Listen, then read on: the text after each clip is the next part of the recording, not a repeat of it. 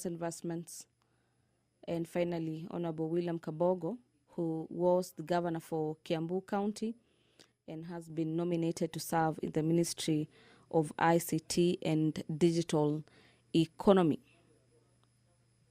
During the morning session, we had members of parliament urging the new nominees who were approved in the morning sitting to join the Salaries and Remuneration Commission to ensure that there's proper regularization of salaries, and the fight between SRC and members of parliament is dealt with or does not occur moving forward. We had members highlighting the duties of the members of parliament and the reason as to why there should not be some sort of push and pull between the commission and a parliament.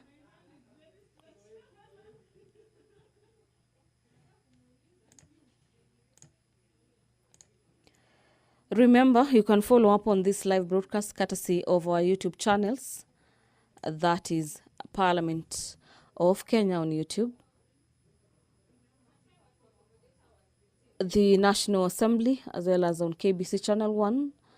And you can follow up on this live broadcast courtesy of the Signet channel, that is Bunge TV, where the National Assembly has taken a small break from its long recess to come for this special sitting of the House to consider a number of issues, among them the consideration of the nominees who had been nominated by the president to serve in various public offices, among them the ambassadorial dockets, the UN,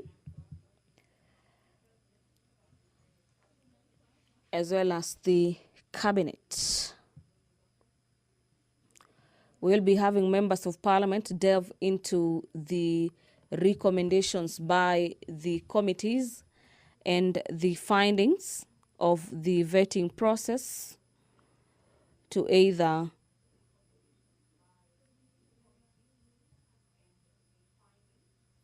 support or agree with the committee or express a divergent opinion on various nominees who have been nominated to serve in the various dockets. If you're just joining us, you're watching the special sitting of the National Assembly on this 16th day of January, the year being 2025, on a day when the National Assembly has taken a break from its long recess, with the normal business of the National Assembly set to resume in February to come and deliberate on a number of issues highlighted in the request for this special sitting of the National Assembly. The Speaker of the National Assembly is already in the House. Allow me to hand you over for this live broadcast brought to you by PBU in partnership with KBC. Enjoy your viewing and have yourself a great afternoon. Waheshimiwa, tuombe. Ewe Mwenyezi Mungu, ambaye kwa hekima na wema wako umeteua nyadhifa za viongozi na mabunge kwa ustawi wa jamii na utawala wa haki wa wanadamu, tukusihi utasame kwa neema nyingi sisi watumishi wako ambao wameridhika kutuita ili tutekeleze shughuli muhimu za jamhuri yetu. Tukuomba uteremshie baraka zako sisi tuliokutanika hapa, na tujalie tuyatende na kufikiria mambo yote yatakayofikishwa mbele yetu kwa njia ya haki na uaminifu, ili utukufu na sifa zako siendelezwe, na ili kustawisha amani, ufanisi na heri ya nchi yetu na wale ambao haja zao umesikabidhi mikononi mwetu. Amen.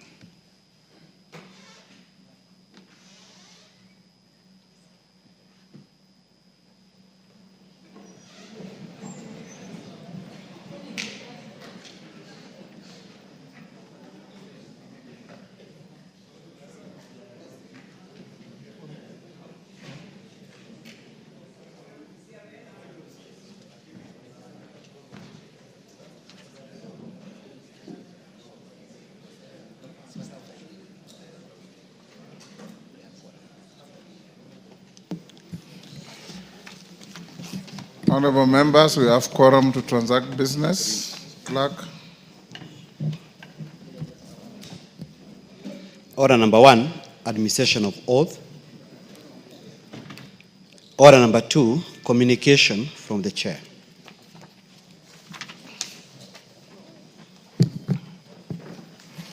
Members at the bar, take the nearest seat.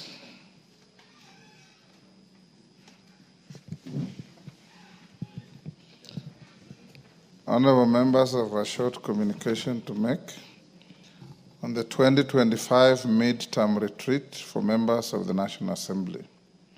Honorable members, as you are aware, the National Assembly customarily organizes various fora aimed at providing opportunity for interaction, experience sharing, and capacity building for honorable members.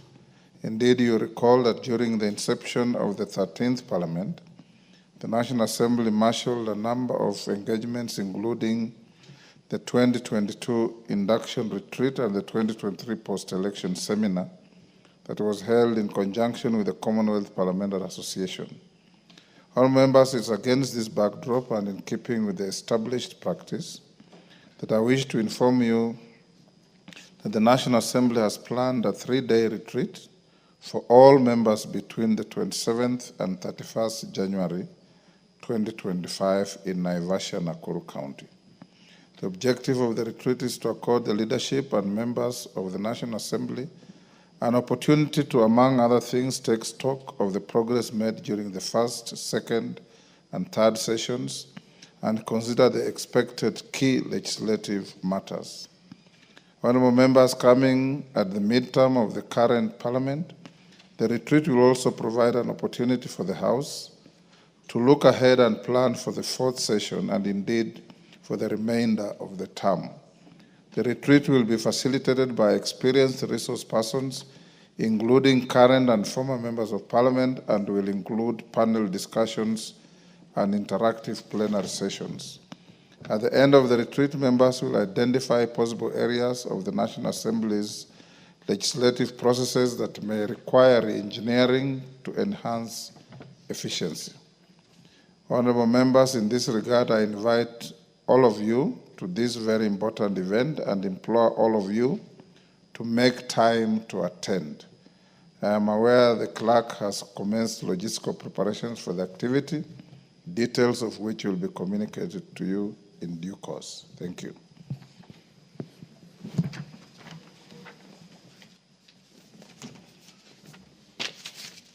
Yes, Robert Mbui.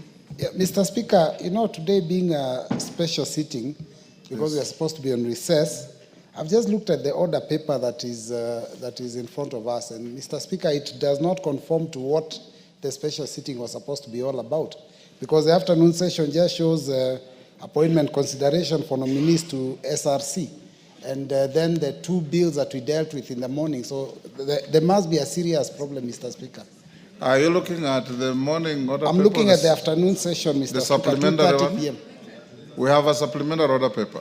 Oh, okay. That conforms strictly with the call for a special sitting. Oh, okay. So and indeed, when we have a special sitting, it's not in the system, Mr. Speaker. It has not been uploaded. Yeah.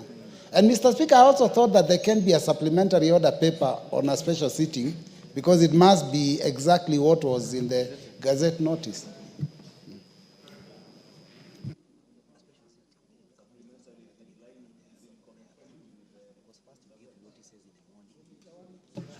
It is absolutely in conformity, Honorable Robert Mbui, for the simple reason that you, as a member of the Appointments Committee, in the morning, the order paper had the laying of your report, right? And in the afternoon, the supplementary order paper has been prepared now to put a motion on that report. It is not going out of anything that we gazetted or was communicated to you. You remember yesterday we discouraged one of your colleagues from raising questions today about some health issues because it was not part of what we gazetted. I hope it's clear, Robert. You are a fast learner.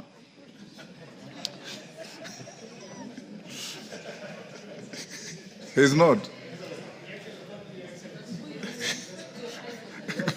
Go on, next. Order number 3, messages. Order number 4, petitions. And order number 5, papers. Majority Leader.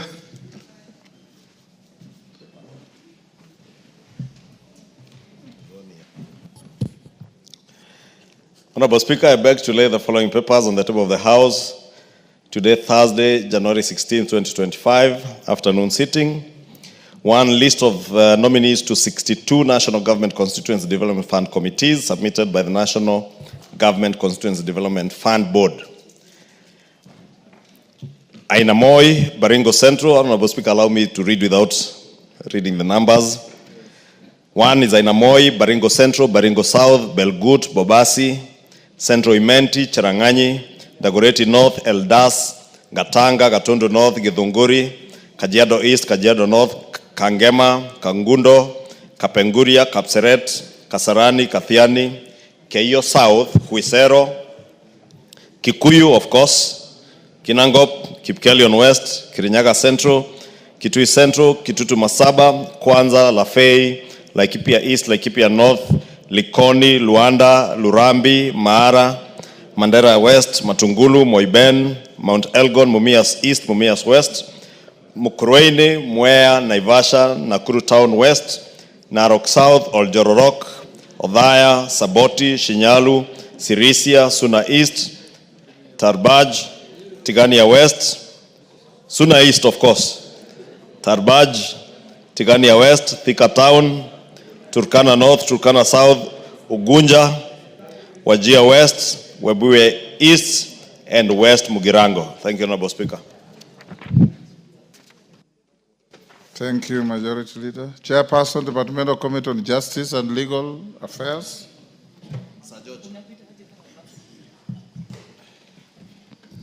Thank you, Mr. Speaker. Honorable Speaker, I beg to lay the following paper on the table of the House today, Thursday, 16th January 2025. A joint report of the National Assembly Departmental Committee on Justice and Legal Affairs and the Senate Standing Committee on Justice, Legal Affairs and Human Rights on consideration of the National Dialogue Committee, NADCO, and the report of the Multi-Sectoral Working Group on the realization of the 2/3 gender rule. Thank you, Honorable Speaker. Thank you. Next order. Order number 6, notices of motion. Order number 7, questions and statements. Order number 8, motion, report of the Committee of the Whole House on the Startup Bill, Senate Bill number 4 of 2022, question to be put.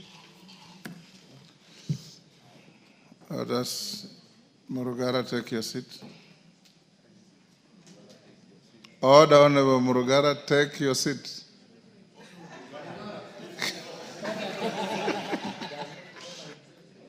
And the member talking to the Majority Leader, go ahead and take your seat. I couldn't recognize you from your backside. Honorable members, I now put the question at order number 8, which is that this House do agree with the report of the Committee of the Whole House on its consideration of the Startup Bill, Senate Bill number 14 of 2022, subject to recommittal of Clause 9. As members of that opinion say aye. Will those of the contrary opinion say nay? The ayes have it. Next order. Order number 9, motion, report of the Committee of the Whole House on the Persons with Disabilities Bill, Senate Bill number 7 of 2023, question to be put and third reading. Chairman Keopa, take the nearest seat.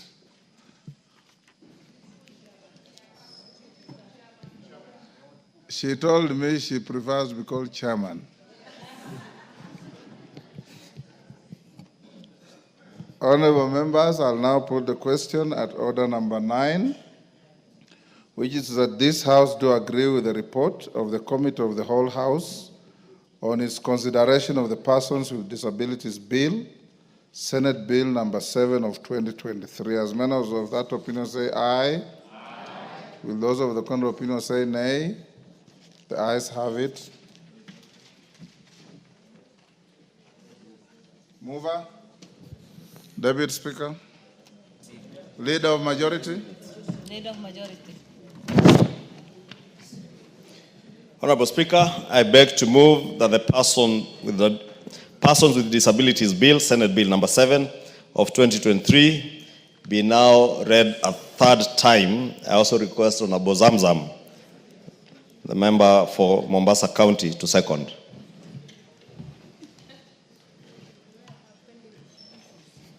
Honorable Speaker, I second.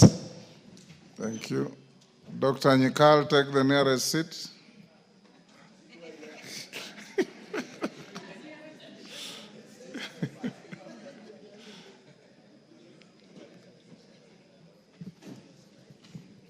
Honorable members, I now propose the question, which is that the Persons with Disabilities Bill, Senate Bill number 7 of 2023, be now read a third time.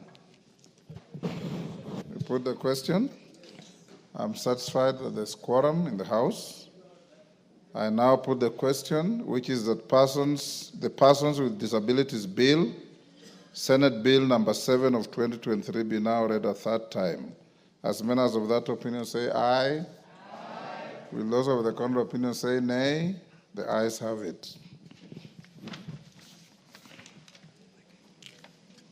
Next order. A bill for an act of Parliament Yes. to give effect to Article 54 of the Constitution, to restructure the National Council for Persons with Disabilities, and to provide for its functions and powers, to provide for the institutional framework for protecting, promoting, and monitoring the rights of persons with disabilities, and to provide for incentives and reliefs and for connected purposes. Thank you. Next. Order number 10, special motion, consideration of nominees for appointment to various diplomatic offices.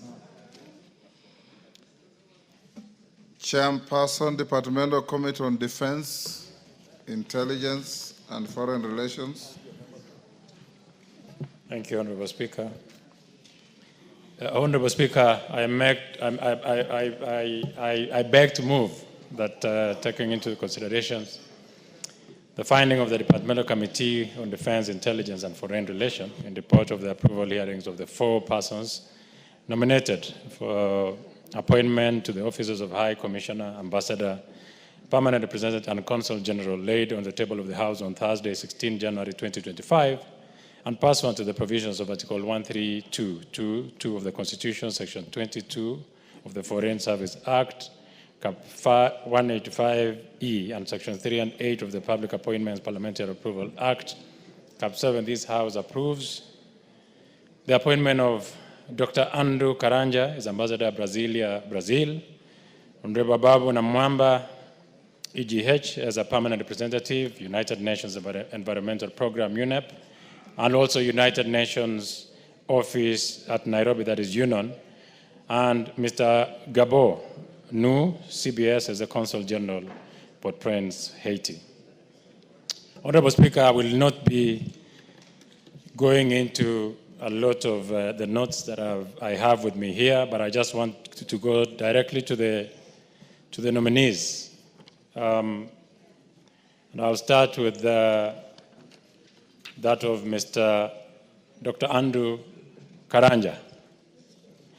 All the nominees, in terms of their suitability and the requirements that they needed to have met before this approval, Honorable Speaker, I want to mention that they all qualified. And in terms of Dr. Andrew Karanja, Dr. Andrew Karanja is seasoned, a scholar, an economist, actually an agricultural economist. And in ascertaining his suitability, the committee wanted to find, first of all, what he will do, because he has no diplomatic training. And And he said that he's worked before with the World Bank, his experience in the World Bank, and particularly where, as a country, we are headed into the side of trying to market our country, particularly products like coffee, beyond Kenya. And Brazil hosts other 7 missions. He did indicate, Honorable Speaker, that he will use the experience and leverage on his expertise in the agricultural sector to make sure that we as a country are able to export our beef and still use the experience that he will gather from Brazil to expand our agricultural market, particularly that of beef, of which Brazil is very experienced in. We also asked him as a committee his short stint in the Ministry of Agriculture, and admittedly, he agreed that he had been very poor in terms of communication, but with very many experience, he had thought that he didn't need to speak much. All he needed to do was to work. But apparently, that doesn't work here, and the communication, he implied that he was going to improve his communication skills, and admitted that that was probably what exited him in the Ministry of Agriculture. The second one is Honorable Babu Namwamba. Honorable Babu Namwamba is not new to this House. Honorable Babu Namwamba has worked in so many disciplines and spheres of our country. And the latest one was being a cabinet secretary in charge of sports, where he implored upon the committee that he had worked so hard in the Ministry of Sports, and the CHAN that everyone is, Kenya will be hosting, that everyone is speaking about, was largely his contribution, and even in the House here, a distinguished academician on what we submitted before the committee. And he has worked before as CAS in the Ministry of Foreign Affairs, and Babu Namwamba will not be new to diplomacy. In fact, he went ahead to tell the committee that he will try to profile the United Nations and UNEP office, which is, and UNON, which are hosted in Nairobi. But somehow many people still do not appreciate the fact that we host one of the biggest United Nations units in Kenya, and that is going to have it take a bit more space for people to appreciate that we host such a huge UN body in the country. We assessed its suitability, and beyond doubt, and Babu Namwamba demonstrates very clear knowledge of diplomacy and international relations, and it was very easy to engage with him, having been colleagues before. And personally, I want to say that as a team, we were extremely impressed by the performance of Honorable Babu Namwamba during this particular interview. And finally, Honorable Speaker, is Mr. Nu Gabo. Mr. Nu Gabo is a career civil servant who has sharpened his teeth in the field of security, worked in different areas in our security infrastructure, particularly in Kenya Police, having rose from the ranks of a cadet officer all the way to the Deputy Inspector General of our Kenya Police. He is sharp and worked in missions, several missions, particularly in Sierra Leone and Liberia. Mr. Gabo demonstrated extreme knowledge, particularly in area that has been posted to, nominated for rather, and that is Port-au-Prince, Haiti. Many will recall, Honorable Speaker, that when I came before this House to request if we could send our officers, and particularly many times when I appear on our media spaces, most of what I vocalize is what I get from people like Mr. Gabo. He's very experienced in terms of peacekeeping. He truly understands his role as a security officer. And I remember a case in mind where one of the members asked him his role in the bombers of Kenya during the national tallying.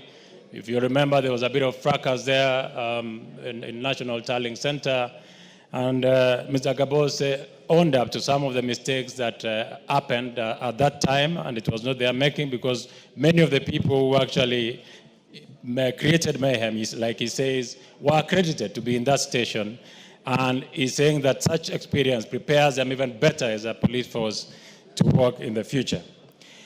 I'll go to the case of one Madam Nyambura, which I probably don't have in my notes, but you will remember that there was a decline by one of the nominees posted to Ghana. And this poses very serious questions, Honorable Speaker. And you remember my committee expressed its frustration, particularly where it seems that individuals who've been posted to stations are either not aware or disinterested, yet somehow their names find their space in the postings. Honorable Speaker, as a House, my committee is totally getting frustrated, particularly where we feel that as a country we could be creating an unnecessary diplomatic tiff with countries that have enjoyed relatively very good relationship. Ghana has been jinxed, Honorable Speaker. This is the second time that a nominee is declining to be posted to Ghana. And my committee, we did express our frustration, and we want to call, and I want to use this particular point now to, Honorable Speaker, to even seek guidance from you, Mr. Speaker, that I know most of these appointees are appointed by the President, but it is consultation. And that consultation normally happens between the Ministry of Foreign Affairs and the head of public service. And my committee did put on notice these officers that in future we should not waste space and time giving people appointments that they probably do not even require. I tell you, Honorable Speaker, we sit with so many diplomats, trained diplomats from the Ministry of Foreign Affairs. They are expressing their frustration. It spits on their face when there are nominees who do not even wish to go to stations, and there are officers who stagnated in the Ministry of Foreign Affairs, because that is the apex of diplomacy, being called an ambassador and being posted to a station. Yet so many of them are still working in the Ministry of Foreign Affairs, looking for an opportunity to serve our country very diligently outside. Those opportunities are not given to them. And I want to implore upon the Ministry of Foreign Affairs and the head of public service that in future, they should not waste the committee's time. They need to be extremely diligent on individuals that are being posted on missions, because those are the eyes and the ears of the President. And such embarrassments in future where officers who have been posted are declining because they merely might not have been consulted should cease. These are opportunities that so many Kenyans are yearning for, and it is imperative on those officers to make sure that they do their due diligence so that officers who get their space and names on the table of a vetting committee must have been consulted, must be ready to serve the country in those capacities, Honorable Speaker. Honorable Speaker, I promise that I'll keep it short, so I will not bore the House with so many other stories. And so therefore, Honorable Speaker, the committee recommends that this House approves the appointment of Dr. Andrew Karanja as the Ambassador of Brasilia, Brazil, Honorable Babu Namwamba, EGH, as a Permanent Representative, United Nations Environment Program, UNEP, United Nations Office, UNON, and Mr. Gabo Noor as a CBS, as a Consul General, Port-au-Prince, Haiti. My committee further went, and I do not want to read it because I've said that the Chief of Staff and the Ministry of Foreign and Diaspora Affairs and the head of public service to enhance the rigor of due diligence process and ensure nominees are consulted and concur and are ready to serve the country to avoid incidences of nominees turning down the nomination. Honorable Speaker, at this point then I beg to move and urge the House to adopt this committee. I therefore request Honorable Major Retired Sheikh Abdullahi Bashir, my chairperson, to second the motion. Thank you. Major Bashir. Thank you very much, Honorable Speaker. Honorable Speaker, I wish to second the motion that this House approves the appointment of the 3 nominees out of the 4 persons nominated for appointment as High Commissioners, Ambassador, Permanent Representative, and Consul General.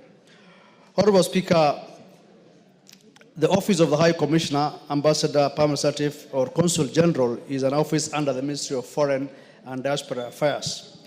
The duties of these various offices is pursuant to Section 21 of the Foreign Service Act, Cap 185E, and I'm sure we are all conversant with the roles.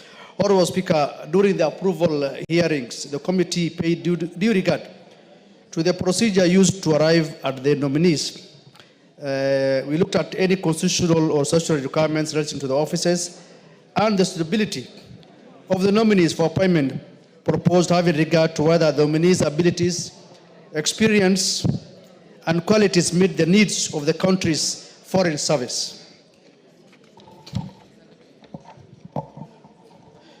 Honorable Speaker, upon the conclusion of the approval hearings, we scrutinized the personal, academic, and career background of the nominees, and we were fully convinced that the 3 nominees who presented their academic and professional credentials and made oral submissions during the approval hearings demonstrated their stability for appointment in accordance with the provisions of Section 6(7) of the Public Appointments Parliamentary Approvals Act, Cap 7F. Honorable Speaker, if I look at just 2 of the nominees, and I will just take an example of Honorable Ababu Namwamba, who is the nominee for Permanent Representative to the United Nations Environment Program, UNEP, and Union. Honorable Speaker, Honorable Ababu Namwamba is well grounded on matters international law. First and foremost, he has a Master of Laws in International Studies, in addition to a Bachelor of Laws degree from the University of Nairobi.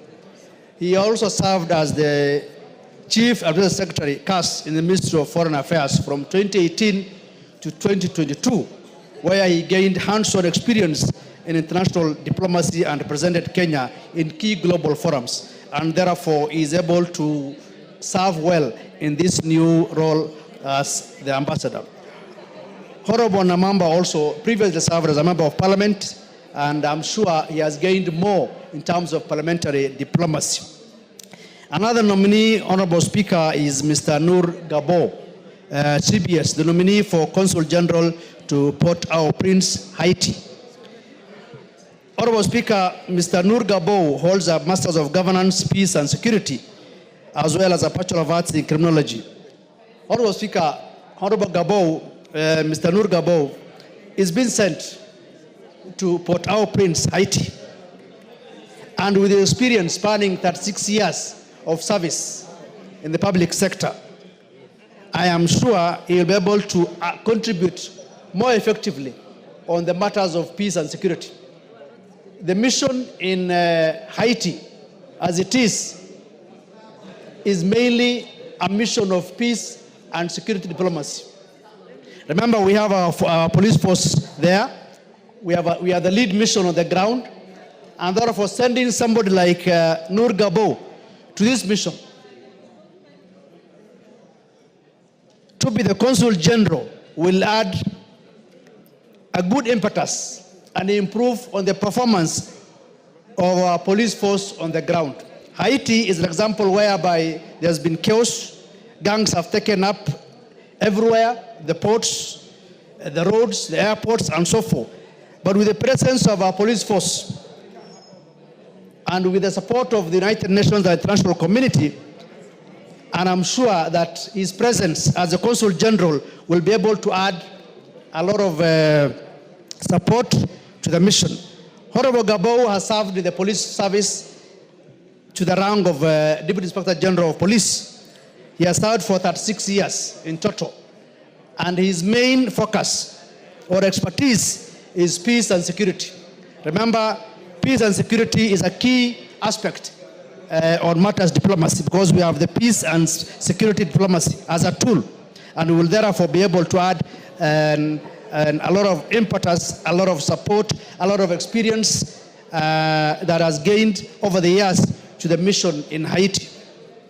Honorable Speaker, Haiti as it is a place whereby we are taking the lead role, just like we did in South Sudan.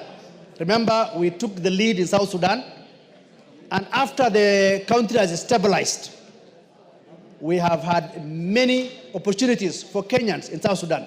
And therefore, for us to open a mission in Haiti and sending a consul general will ensure that in the near future, when the country will be peaceful, then we will see a situation whereby we will get the opportunities in that country, because we were the first country to take our police force there.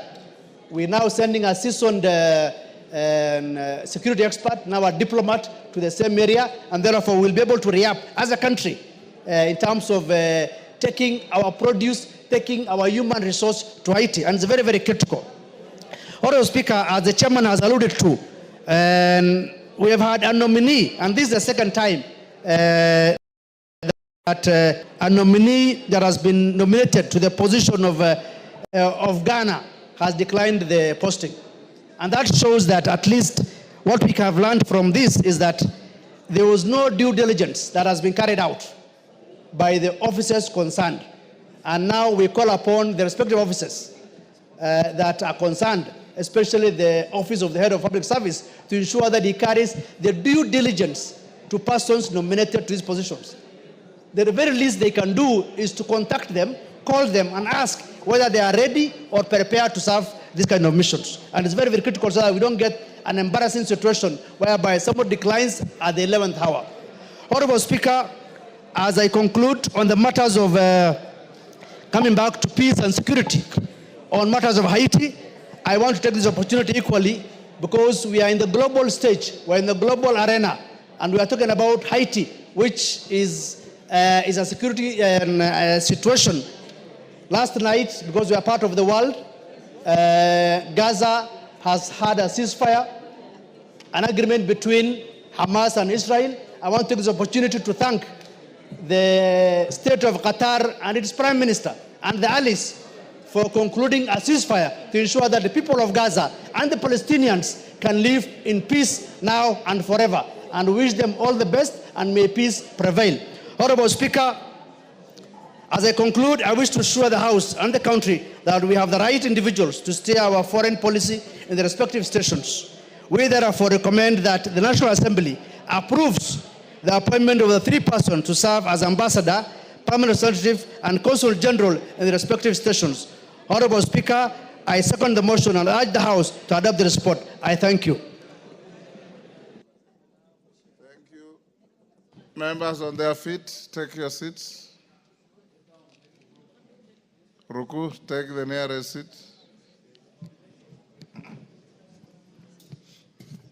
Honorable members, I now propose the question at order number 10, which is that taking into consideration the findings of the Departmental Committee on Defense, Intelligence and Foreign Relations in its report on the vetting of the nominees for appointments as ambassador, permanent representative and consul general, laid on the table of the House on Thursday, 16th January 2025, and pursuant to the provisions of Article 132(2)(e) of the Constitution, Section 22 of the Foreign Services Act, Cap 185(e), and Section 3 and 8 of the Public Appointments Parliamentary Approval Act, Cap 7F, this House approves the appointment of the following persons as indicated. Dr. Andrew Karanja, Ambassador, Brasilia, Brazil. Honorable Babu Namwamba, EGH, Permanent Representative of Kenya to the United Nations Environment Program, UNEP, and United Nations Office at Nairobi, UNON, and Mr. Noor Yaro Gabo, CBS, as Consul General, Port-au-Prince, Haiti. Yes, Junet. Mr. Speaker, Mr. Speaker, this is a very important issue. And that's the reason why we have nowadays ambassadors getting approved through the House. Before, it never used to be there. It used to be the president appoints and they go to work. So we must have our views, because all of us are not members of the Foreign and Defense Relations Committee. We were waiting for the committee to present their report here so that we can give our views and opinions on it, Mr. Speaker. Having said that, Mr. Speaker, I stand to support this motion, but with a very heavy heart. Mr. Speaker, as a former foreign minister, and you know that area very well, and you're a diplomat, Mr. Speaker, the Foreign Service is not a dumping site. If you have served as a cabinet secretary and you have been dismissed due to incompetence, due to negligence, due to all kind of manner of accusations, and then you are appointed as an ambassador, Mr. Speaker, what is this knowledge that you could not use to run a ministry, that you are going to run a department, you are going to run a foreign embassy, Mr. Speaker? Mr. Speaker, once you have been dismissed summarily, the way some of these characters I'm seeing on this paper, on this motion have been dismissed, they should go and look for other things to do. You can do farming, you can do other engagements in the country. It's not compulsory for you to be given a job, Mr. Speaker. Mr. Speaker, let us emulate other developed democracies, where if somebody is relieved of his duty, he has other things to do. You need to have other professions. If you have a doctor, go and treat people. If you're a lawyer, go and do your other work. Yes, Honorable Junet, there is a point of order from member for Kinango. Yes, Kwenya. Thank you, Mr. Speaker. Thank you, Mr. Speaker. It is sad that the leader of minority is misleading this House. The cabinet secretary, the former cabinet secretary is speaking about or talking about, was not actually fired because of incompetence, because the president did not state any reason, and it is unfair for the leader of minority to continue misleading this House. That indeed the person who he is purporting to have been fired was fired for incompetence. In fact, he stated in the interview that he would serve in any capacity. I do not have, actually, he has insinuated. His insinuation is enough for us to know who he is talking about. Two of these nominees, Kwenya, are former cabinet ministers. So which one are you defending?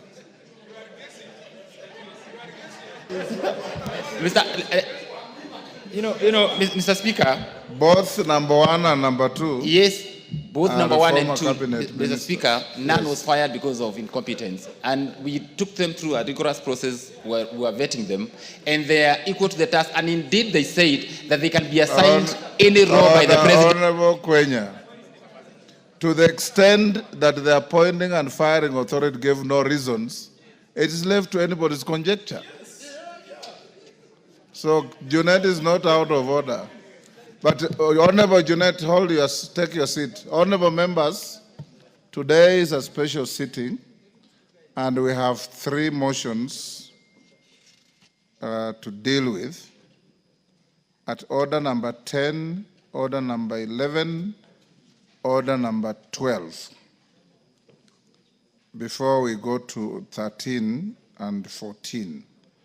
I want to propose to you to agree that orders number 10, 11, and 12 were assigned them an average of an hour each. If you want to truncate the time, so much the better. I will watch the trend of contributions. If it's repetitive and tautologous, I will invite the mover to reply. If there are different views, I'll be happy to hear them. So Junet, go on. Is that agreed by the House? Yeah, go on, Junet. Yes, Kainan? Pardon? You will contribute if you catch the speaker's eye. Go on. Mr. Speaker, I am happy that you protected me from the the wrath of Honorable Kwenya, because maybe one of the nominees is from his village, who has been dismissed, Mr. Speaker, and now who's seeking a job through ambassadorial appointment. But Mr. Speaker, I think the House should look into this matter in the next appointment. Mr. Speaker, why should you be appointed, if you are a cabinet secretary and you are reassigned to become an ambassador, then that's fine. It is a matter of fact that you've been relieved of your duties. Especially, I'm sure the one Kwenya is alluding to is a cabinet secretary who served for barely 3 months. Why should you be relieved of your duties of barely 3 months if it's not out of incompetence? What else can it be? If it's on health ground, then you should not go to another job. You should go back and stay at home. Mr. Speaker, why am I saying so? Because I want competent Kenyans who are career diplomats to get space so they can serve this country at the level of the apex of ambassadorial work, Mr. Speaker, which is an ambassador, as has been said by the chairman of the committee himself, Mr. Speaker. Mr. Speaker, foreign service is a calling. It's a very important job, Mr. Speaker. It's not a job that can be done by anyone, Mr. Speaker. It is a job that requires certain skills, Mr. Speaker. And you have nurtured many people when you are the Minister for Foreign Affairs, Mr. Speaker. One of the things I admire about the Speaker is his diplomatic credentials, Mr. Speaker. I'm being honest. Because we have fought here many times, and you tell me even in our mother tongue, it's dodgy, it's dodgy, it's dodgy. Calm down, man, calm down. Mr. Speaker, it's dodgy, quote in quote.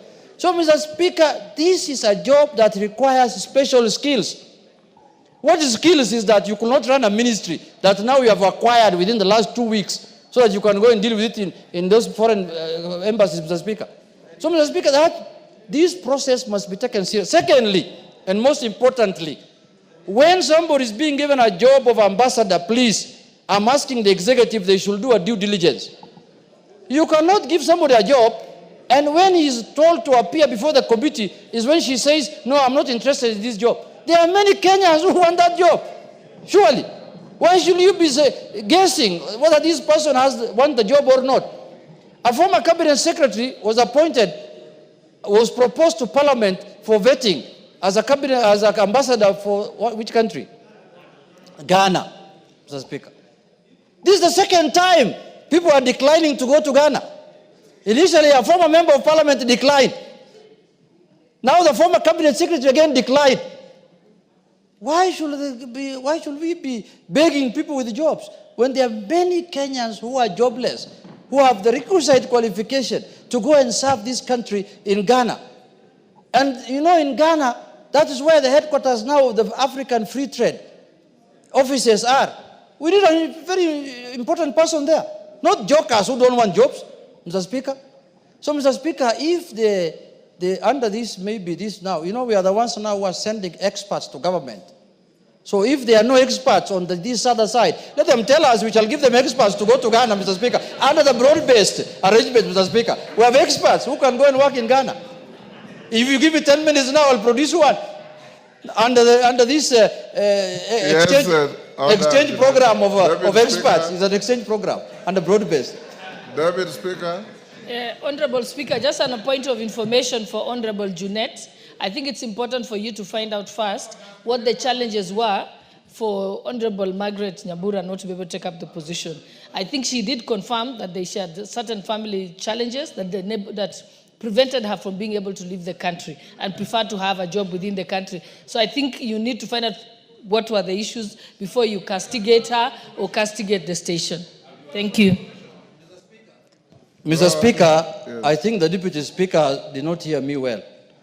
Mr. Speaker, these jobs when you are being offered, even you now, if you are to send me to a mission on behalf of Parliament to London, first you'll ask me, are you available from this date to that date? Before you bring somebody's name to Parliament. Parliament is a serious place. Before you send a name to National Assembly for approval and vetting, you must ask that individual whether he or she are interested in that job. At that level there. Not when she comes here, or the name is brought here, I tell you, oh, you see, I want to do farming, I have a big farm in Migori, I want to do sugarcane. That is afterthought. Before you give me an opportunity to serve, ask me whether I'm interested in this job. Because it's not the first time, it's not the second time. I don't want it to happen again, Mr. Speaker. I want this time Kenyans who are sure, Kenyans who are willing to serve the country to be given an opportunity. In conclusion, Mr. Speaker, I support the motion because some of the members also whom I see there can do, let's give them a second chance now. Let's give them a second chance. We see how they perform. Because the first chance failed, Mr. Speaker. Now let us see, let's give them a second chance. We see how they perform, how they do, how they will serve the country. Mr. Speaker, with those few remarks, I support. Martha Wangari. Thank you. Thank you, Mr. Speaker. I also agree with Honorable Junet that we give them a second chance, because sometimes you'll have a member who will be here, not do very well as an MP, but when become a senator or a governor, they do exemplary job.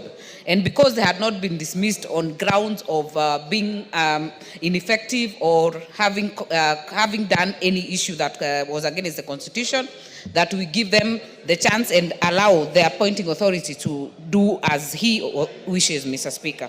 Mr. Speaker, I sat in this vetting process, and it has come at the right time when we are reviewing our foreign policy as a country to be able to align to the shifting global dynamics, Mr. Speaker, and to be able to align to our national interests, Mr. Speaker. And that is why these appointments are very, very crucial. Mr. Speaker, the issue of Dr. Karanja, a very, very well-published and renowned academic, Mr. Speaker, has a very wide experience, Mr. Speaker, and it has also come at the right time when we are expecting to hold the Conference of Parties, or what you call COP30, in Belém, Brazil, this year in November, Mr. Speaker. So we are hoping that he will be able to help us also navigate as we send our team to be able to negotiate and make progress for our country. Mr. Speaker, the other thing we were able to raise to Dr. Karanja is specifically of the missions or ambassadorial missions becoming the first stop of our Kenyans who are outside the country, especially students, when they are stranded, when we have issues in other countries. These ambassadors must be reachable, must be accessible, and must be responsive to our citizens outside the country, Mr. Speaker. These ambassadors, permanent rep, and consul generals, Mr. Speaker, are the image that we are projecting of the country and of the president in the outside world. Mr. Speaker, I also agree with the previous speakers in terms of at the time when we get a person declining an appointment, Mr. Speaker.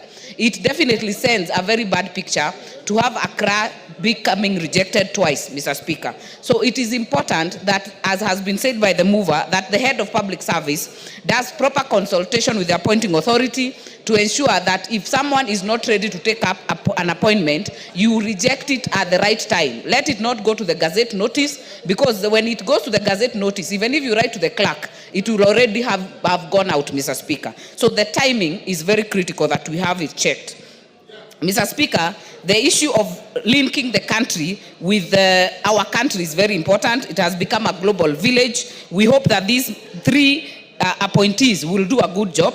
I want to also pick up on Honorable Ababu Namwamba, a person who has served in this house for 10 years, has been a cast, Mr. Speaker, and we were able to interrogate in terms of his knowledge, in terms of representing us in the UNEP and UNON. And one issue, Mr. Speaker, that I personally feel about UNEP and UNON is that despite being hosted in this country, if you go to Switzerland, if you go to New York, you will see the linkage between the national and domestic interests with the offices of the UN that are located in those areas, Mr. Speaker. I feel like Gigiri in UNEP and UNON, they feel detached from what we are doing as a country. So I would hope, as he promised, that he will be able to act as a bridge between getting the bottom-up economic transformation agenda, the national interest of this country linked into these offices, Mr. Speaker. Let Kenyans also feel them as part of the global world. Mr. Speaker, the issue of Haiti is very critical. The person who has been nominated there, who is Gabo, Mr. Speaker, has been in the police for over 30 years, ended up as the DIG, has been in the policy implementation at that level, Mr. Speaker. And the one question we hope and we actually put up to him is that as we already sent our first contingent of police officers to help restore peace in Haiti, we will be looking that he'll be the go-between for those officers, because first of all, for obvious reasons, the officers are not unionized, Mr. Speaker.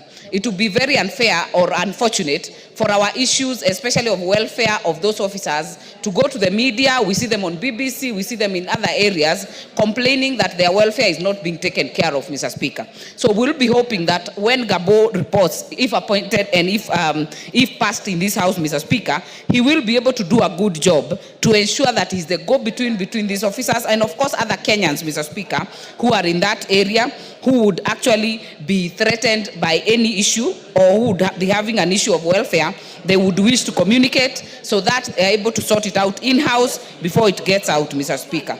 Mr. Speaker, that being said, I hope that we can also as a country be able to develop a foreign policy as it is being done now but through the ministry that is based on fundamental principles of peaceful coexistence so that we can be able to preserve our national security and also have peaceful coexistence in the global world and where we sit. With that, Mr. Speaker, I support. Thank you.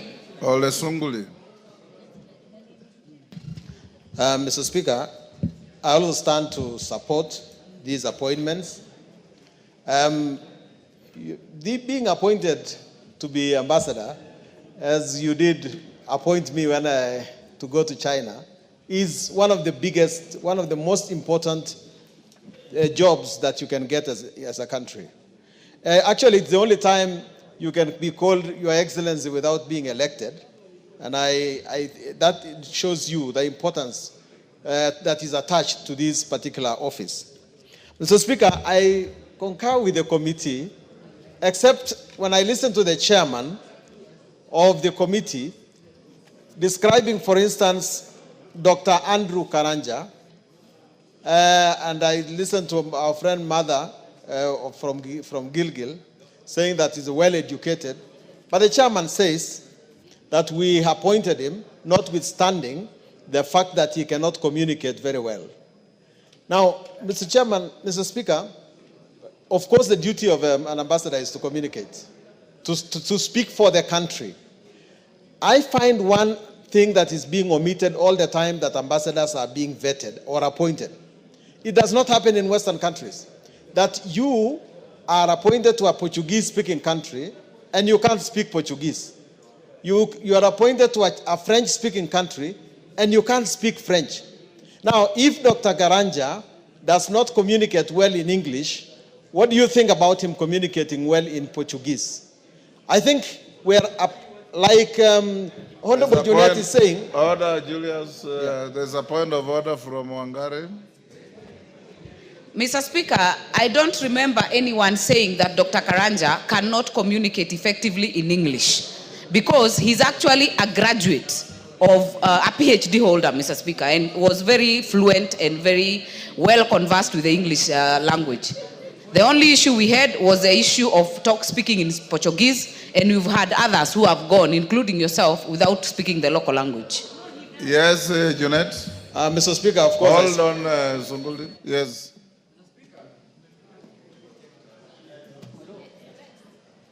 Mr. Speaker, I want to also say that having a PhD does not mean that you know English.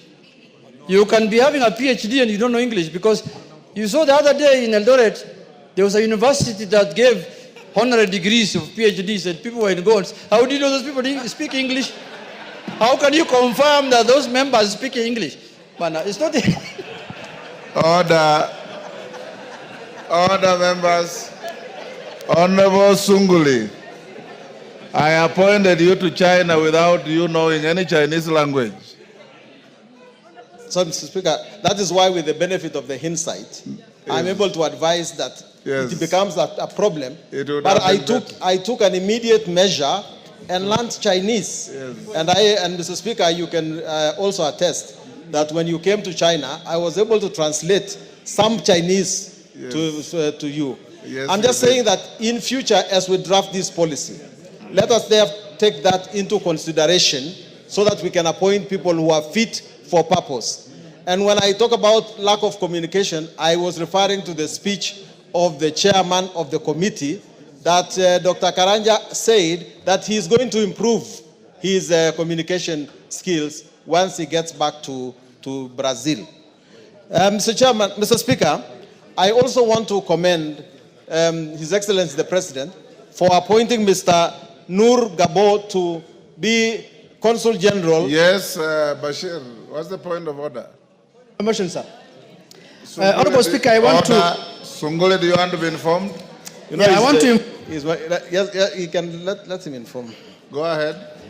Honorable Speaker, and I just want to inform Honorable Sungule and the House that the point where our chairman said that the nominee said he's going to improve on his communication skills was not particular on his speech, but it was, we asked him a question on why, when he was the Minister for Agriculture, that he kept quiet when so many things were happening, including the issue of vaccination. And he said there was a lapse and that in future he's going to improve on his communication skills to the public and the people he serves. Thank you. Yeah, that's why I said he was appointed in spite of that fact. But Mr. Speaker, I was at the point of saying that I wish to thank His Excellency the President for appointing Mr. Nur Gabo to be Consul General to the Port-au-Prince in Haiti. That, like Brazil is the only place where we have our embassy in South America. And I hope that this position that Mr. Nur Gabo has been appointed to becomes a position where he's ambassador to the Caribbean, rather than just a Consul General to Haiti. But it is a testament, Mr. Speaker, of the fact that the mission in Haiti is actually now getting some fruits. Contrary to what we had predicted here in this house, it seems like the brave sons of Kenya are at long last making a difference in Haiti.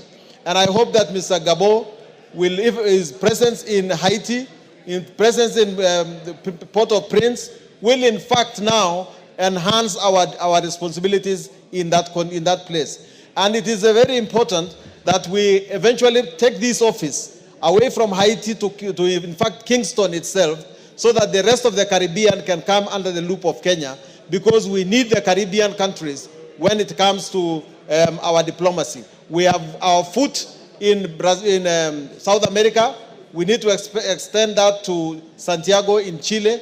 We have our foot now in Port-au-Prince. We need to extend that again to the rest of the Caribbean. And I want to say, Mr. Speaker, that the ambassadors in abroad ought to be looked after very well.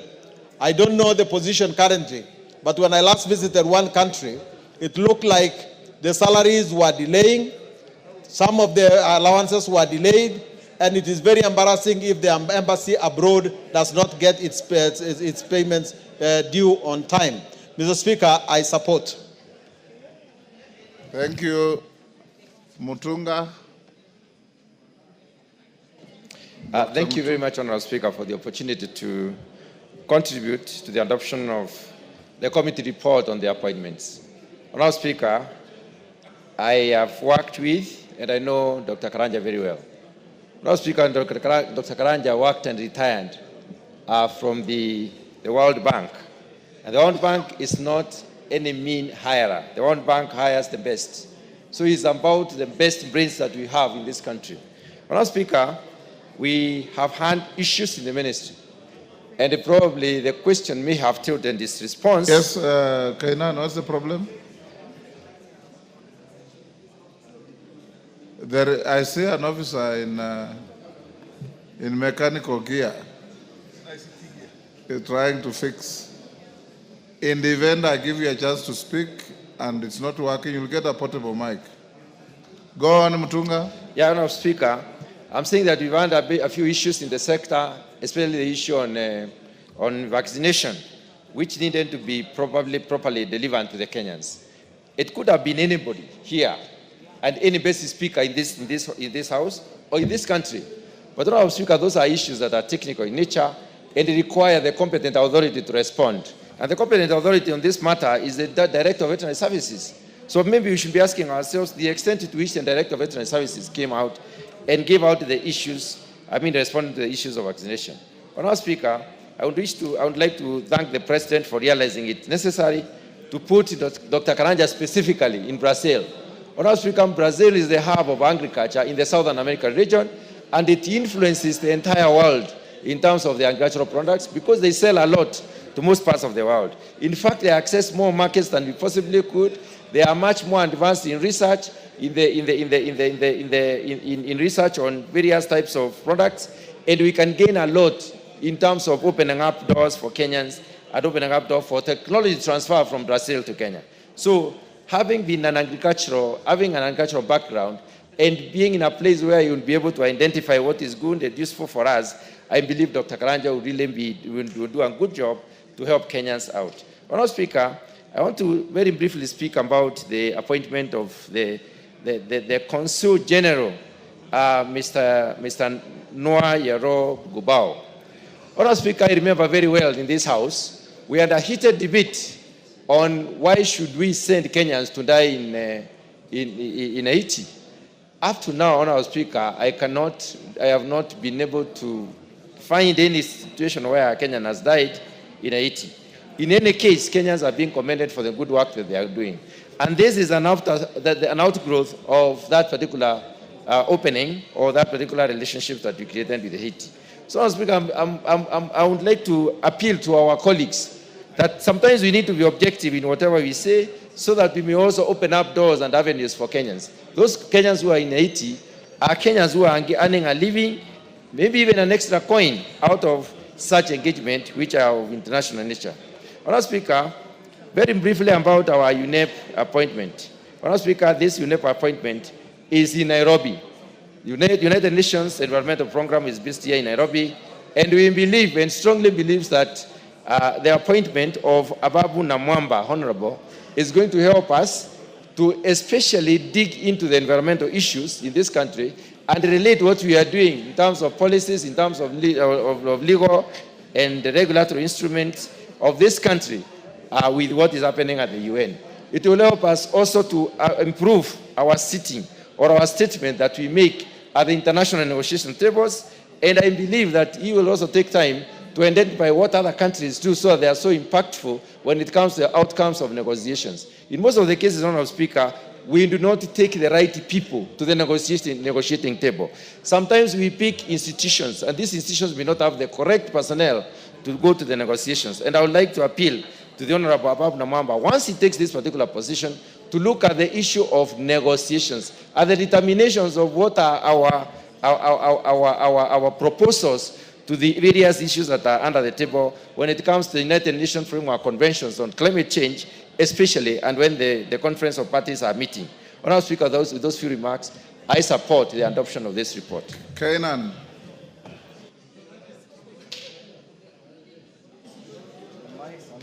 There's one behind you.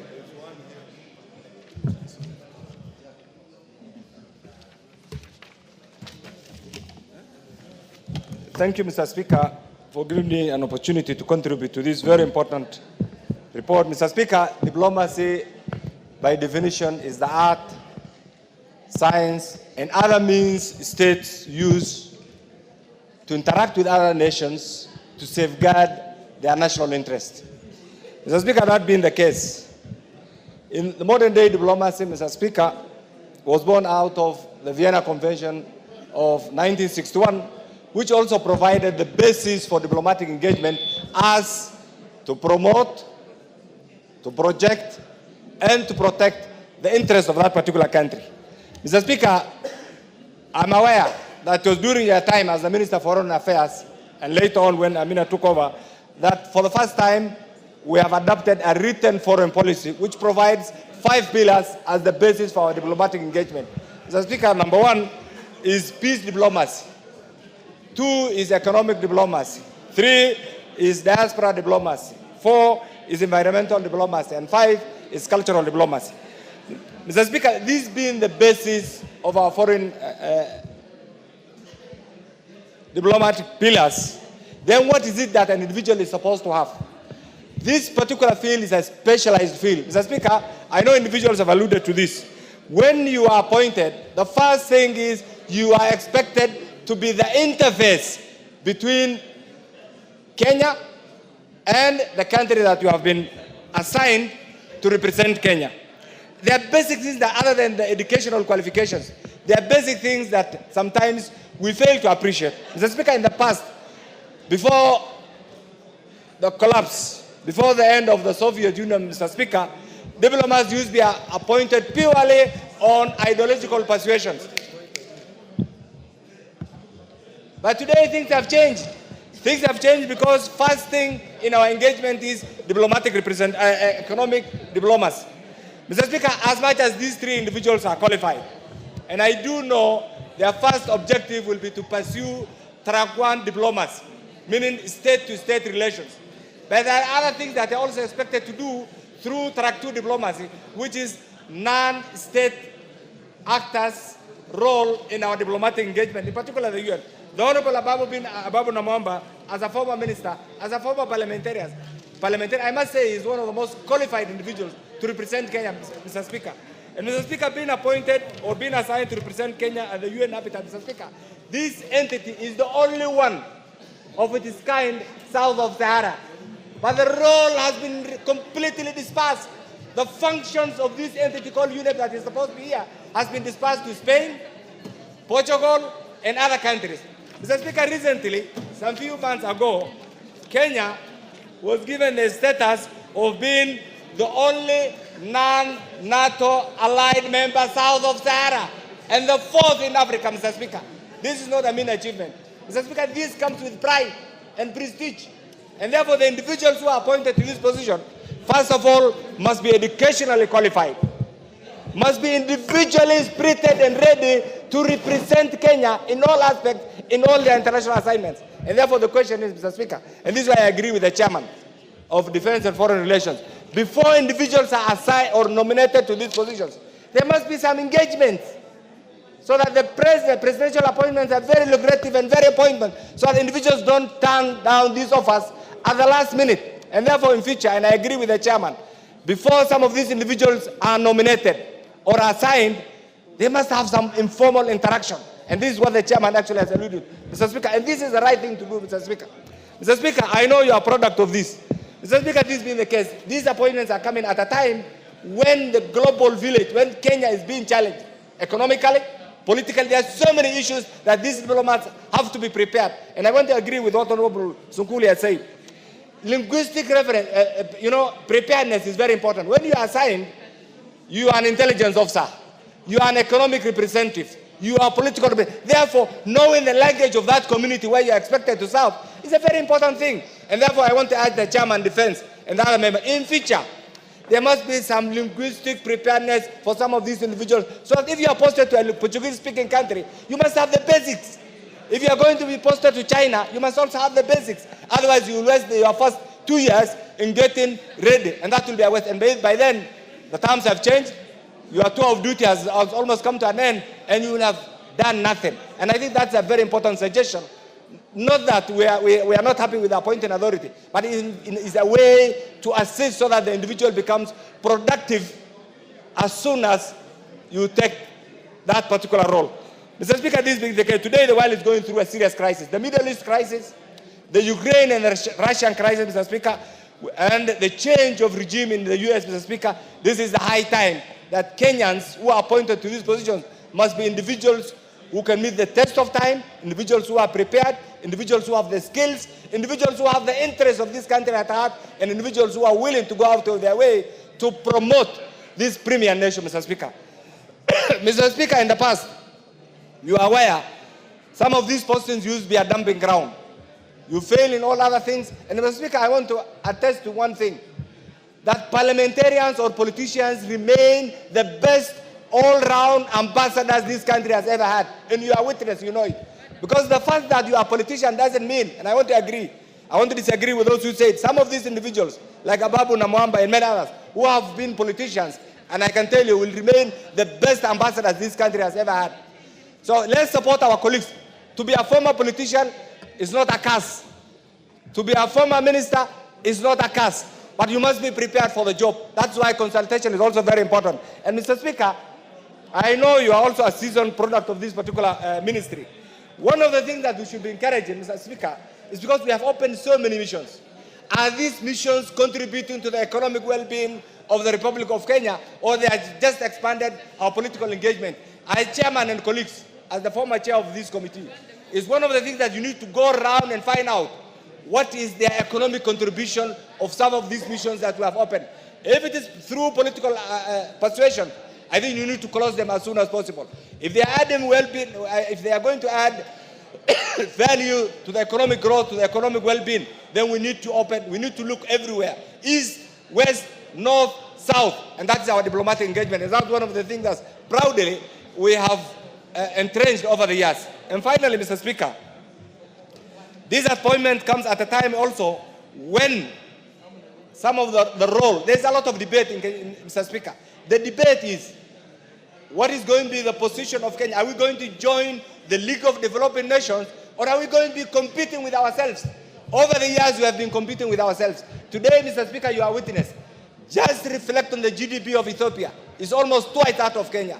Few years ago, Ethiopia was a struggling economy. Mr. Speaker, look at Uganda. Few years ago, Uganda was dependent on Kenya. Today, they are not our favorite trading partner. Look at Tanzania. What happens to Kenya? We have all become, we have all reduced ourselves to an inward-looking nation. An internal debate that will not put food, water, and other amenities on the table. We need to think outside. What happens outside? We need to create opportunities, because many youths in the field are either unemployed or underemployed. And many are in the field and they're looking upon this leadership here to give them opportunities. These opportunities will not come if we become a state that politics from morning to evening, Mr. Speaker. Mr. Speaker, with this, I want to urge my colleagues to support this, and I also want to urge the President to appoint more politicians to these very important diplomatic engagements. I support this appointment. Thank you, Mr. Speaker. Thank you. The 1 hour is over. Mover. Thank you very much, Honorable Speaker. Thank you very much, honorable colleagues, for your contribution. They are very enriching. If you noticed, Honorable Speaker, I did not interrupt most of the comments from honorable members because it makes our committee even more better, enriching us with thoughts that we will reflect with the product that we'll be bringing to the House even in future. And I want to thank my committee, able committee, for their contribution. It was on recess when we did this, and Honorable Speaker, we had an almost 99% presence of members. I want to appreciate our committee, parliamentary staff, the entire secretariat that worked with us for this report. Honorable Speaker, without much ado, I beg to reply. Thank you very much. Thank you. Members on their feet, take your seats.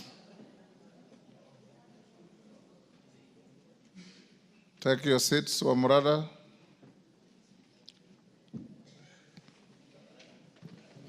Honorable members, I now put the question at order number 10, which is that taking into consideration the findings of the Departmental Committee on Defense, Intelligence and Foreign Relations in its report on the vetting of the nominees for appointment as ambassador, permanent representative, and consul general, laid on the table of the House on Thursday, 16th January 2025, and pursuant to the provisions of Article 132(2)(e) of the Constitution, Section 22 of the Foreign Services Act, Cap 185(e), and Sections 3 and 8 of the Public Appointments Parliamentary Approval Act, Cap 7F, this House approves the appointment of the following persons as indicated: Dr. Andrew Karanja, Ambassador, Brasilia, Brazil; Honorable Abab Namwamba, EGH, Permanent Representative of Kenya to the United Nations Environmental Program,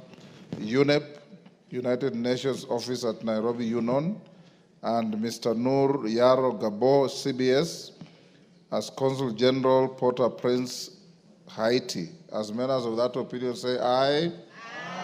Will those of the contrary opinion say nay? The ayes have it. Next order.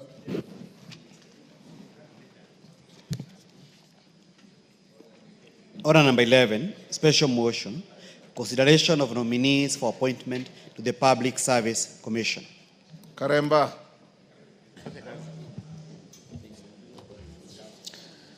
Thank you, Honorable Speaker. I beg to move the following special motion,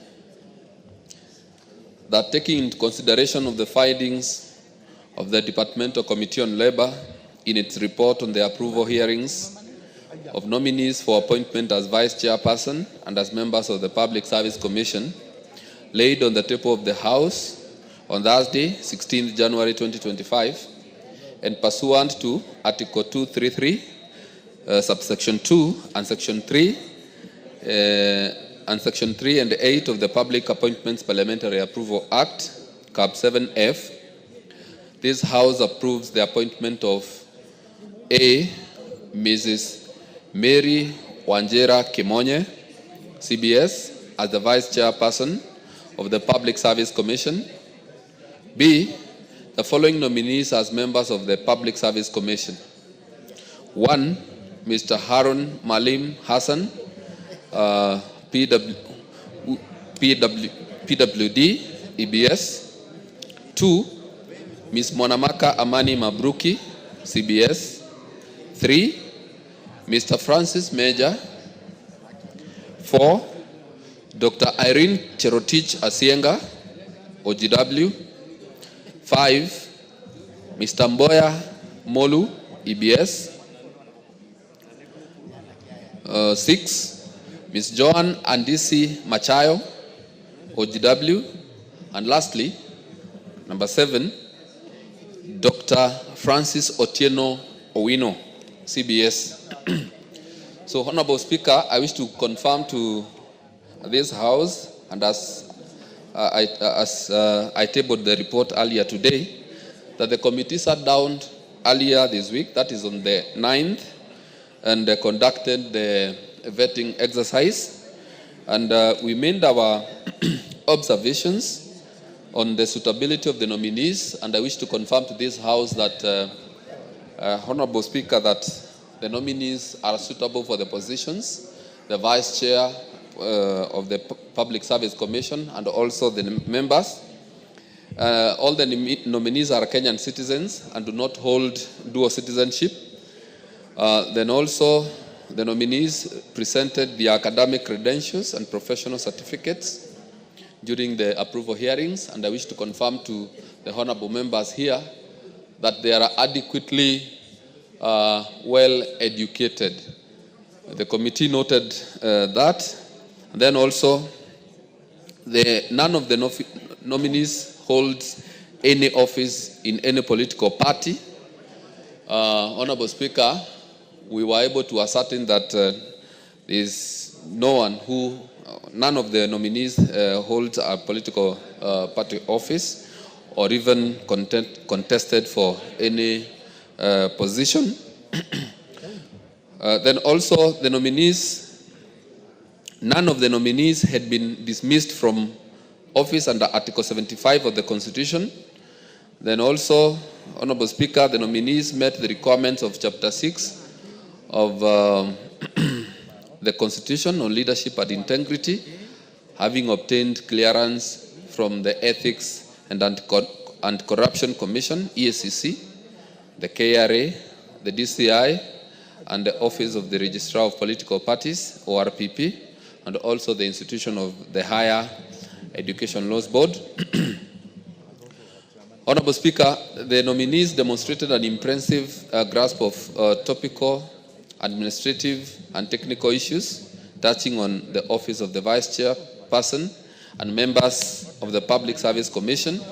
Honorable Speaker, it is good to note that majority of these nominees are people who have served previously in government and they have a wide experience. The nominee for the Vice Chair has been a PS and has served in government for many years, and we were able to establish that she has a lot of experience in public service.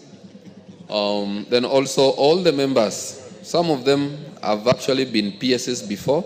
A person who has been a PS before, Honorable Speaker, is a person who has adequate knowledge on how government works.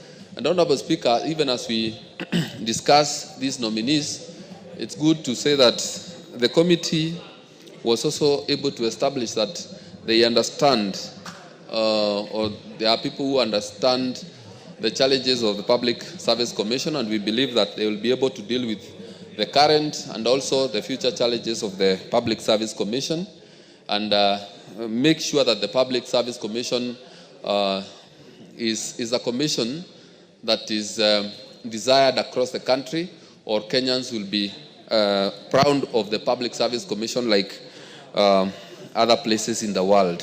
So, Honorable Speaker,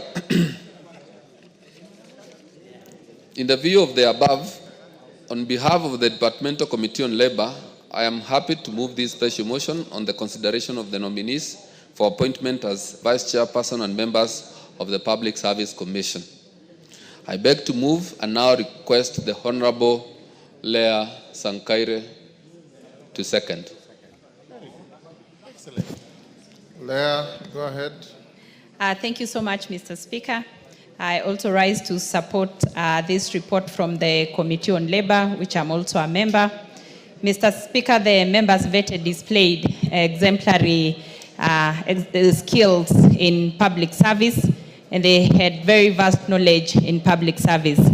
Mr. Speaker, most of them, as my chair said, having served in various positions in this Republic of Kenya in different portfolios, including the PSS, Mr. Speaker, previously are well conversant with various challenges in the public service, and they also gave proposals on how to solve the issues. And Mr. Speaker, we were happy with the vast knowledge that they have in the public service. Mr. Speaker, we have no doubt that upon their appointment, they will improve the service delivery and restore public trust to the public service. Mr. Speaker, I'm particularly drawn to one member, Mr. Francis Major, who hails from Kajiado County. Having worked before as a director in NTSA, he displayed exemplary leadership skills there and automated most of the systems there, which we actually enjoy today as Kenyans. Mr. Speaker, all the nominees were actually people with vast knowledge, and we are certain that they will transform the leadership. They will transform the service delivery in public service. Mr. Speaker, with this, I beg to support the report, and thank you, Mr. Speaker. Members on their feet, take your seats.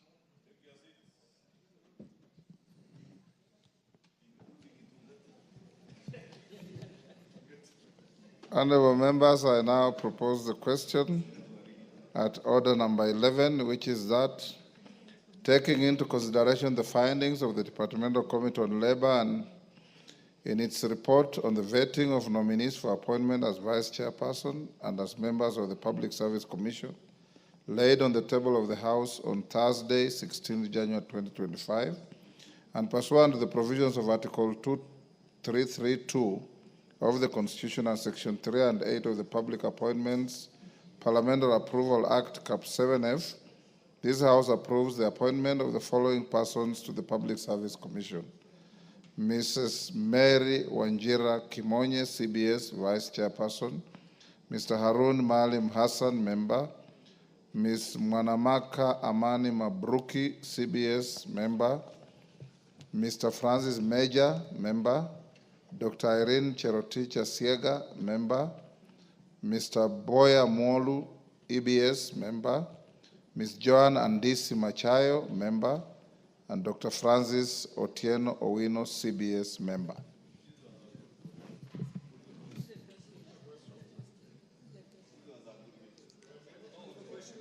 Is it the mood that we put the question?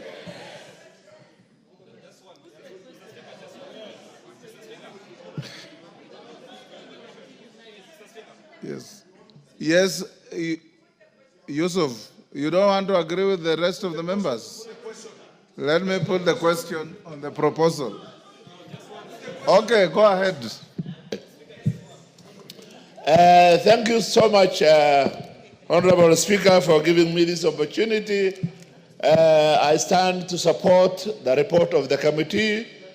I think this is one of the most diverse commission that Public Service Commission has ever had, from the national cohesion and equal opportunity point of view.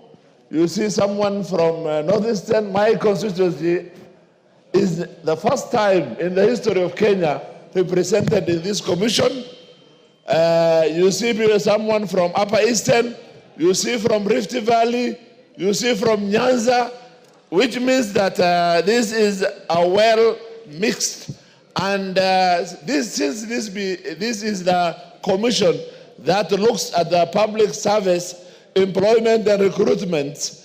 And then we expect the outcomes will be quite different what used to be. Last year, my committee, National Cohesion and Equal Opportunity, we audited the Public Service Commission. We looked at the previous recruitments, and the issue was very pathetic. There was too much leaning to some parts of this country, while others were not actually represented. So by having representatives of the commission, we expect in future the products of this will be the same. Marginalized people have been considered, minority communities have been considered, gender has been considered, and in particular, Harun Malim Hassan, who is a disabled, permanently disabled person, who hails from my constituency, and who from childhood has been Order, Yusuf. Yes, a member for Bumula. Whereas I have no personal issue with anybody on that list, is the member in order to say, to mislead the House that the list reflects diversity, when we have a chairman and a vice chairman coming from the same region? Honorable Speaker, is the member in order to mislead Mushiri and Wanjiru? Kimonye, to be specific, Honorable Speaker. Thank you, Mr. Chairman. There is no chair on this list which we are discussing today. So I'm talking of those commissioners which have just been named here, the ones to be a commissioner soon. So no chair is here, and therefore I don't know who the chair is. And the ones I'm looking at are well representatives of this country. As I was saying, that I sincerely thank the appointing authorities for once having considered somebody from Mandera West as a commissioner of public service commission.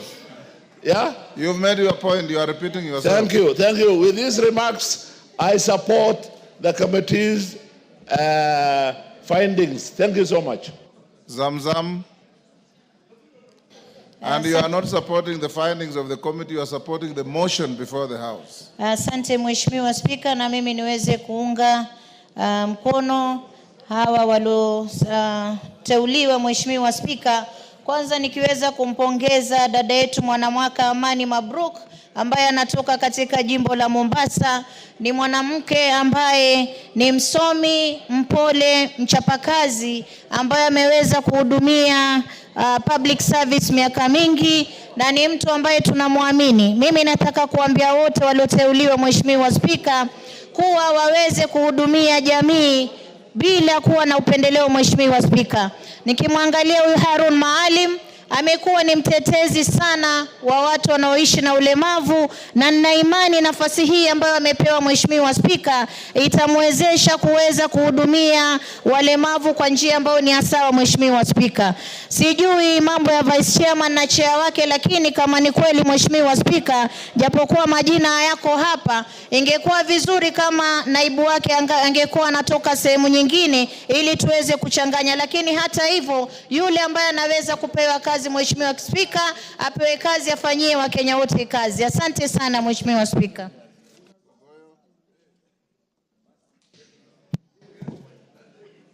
Thank you, Mr. Speaker. I want to be very brief and I rise to support the motion. And Mr. Speaker, the executive errs in many times by bringing bad appointees.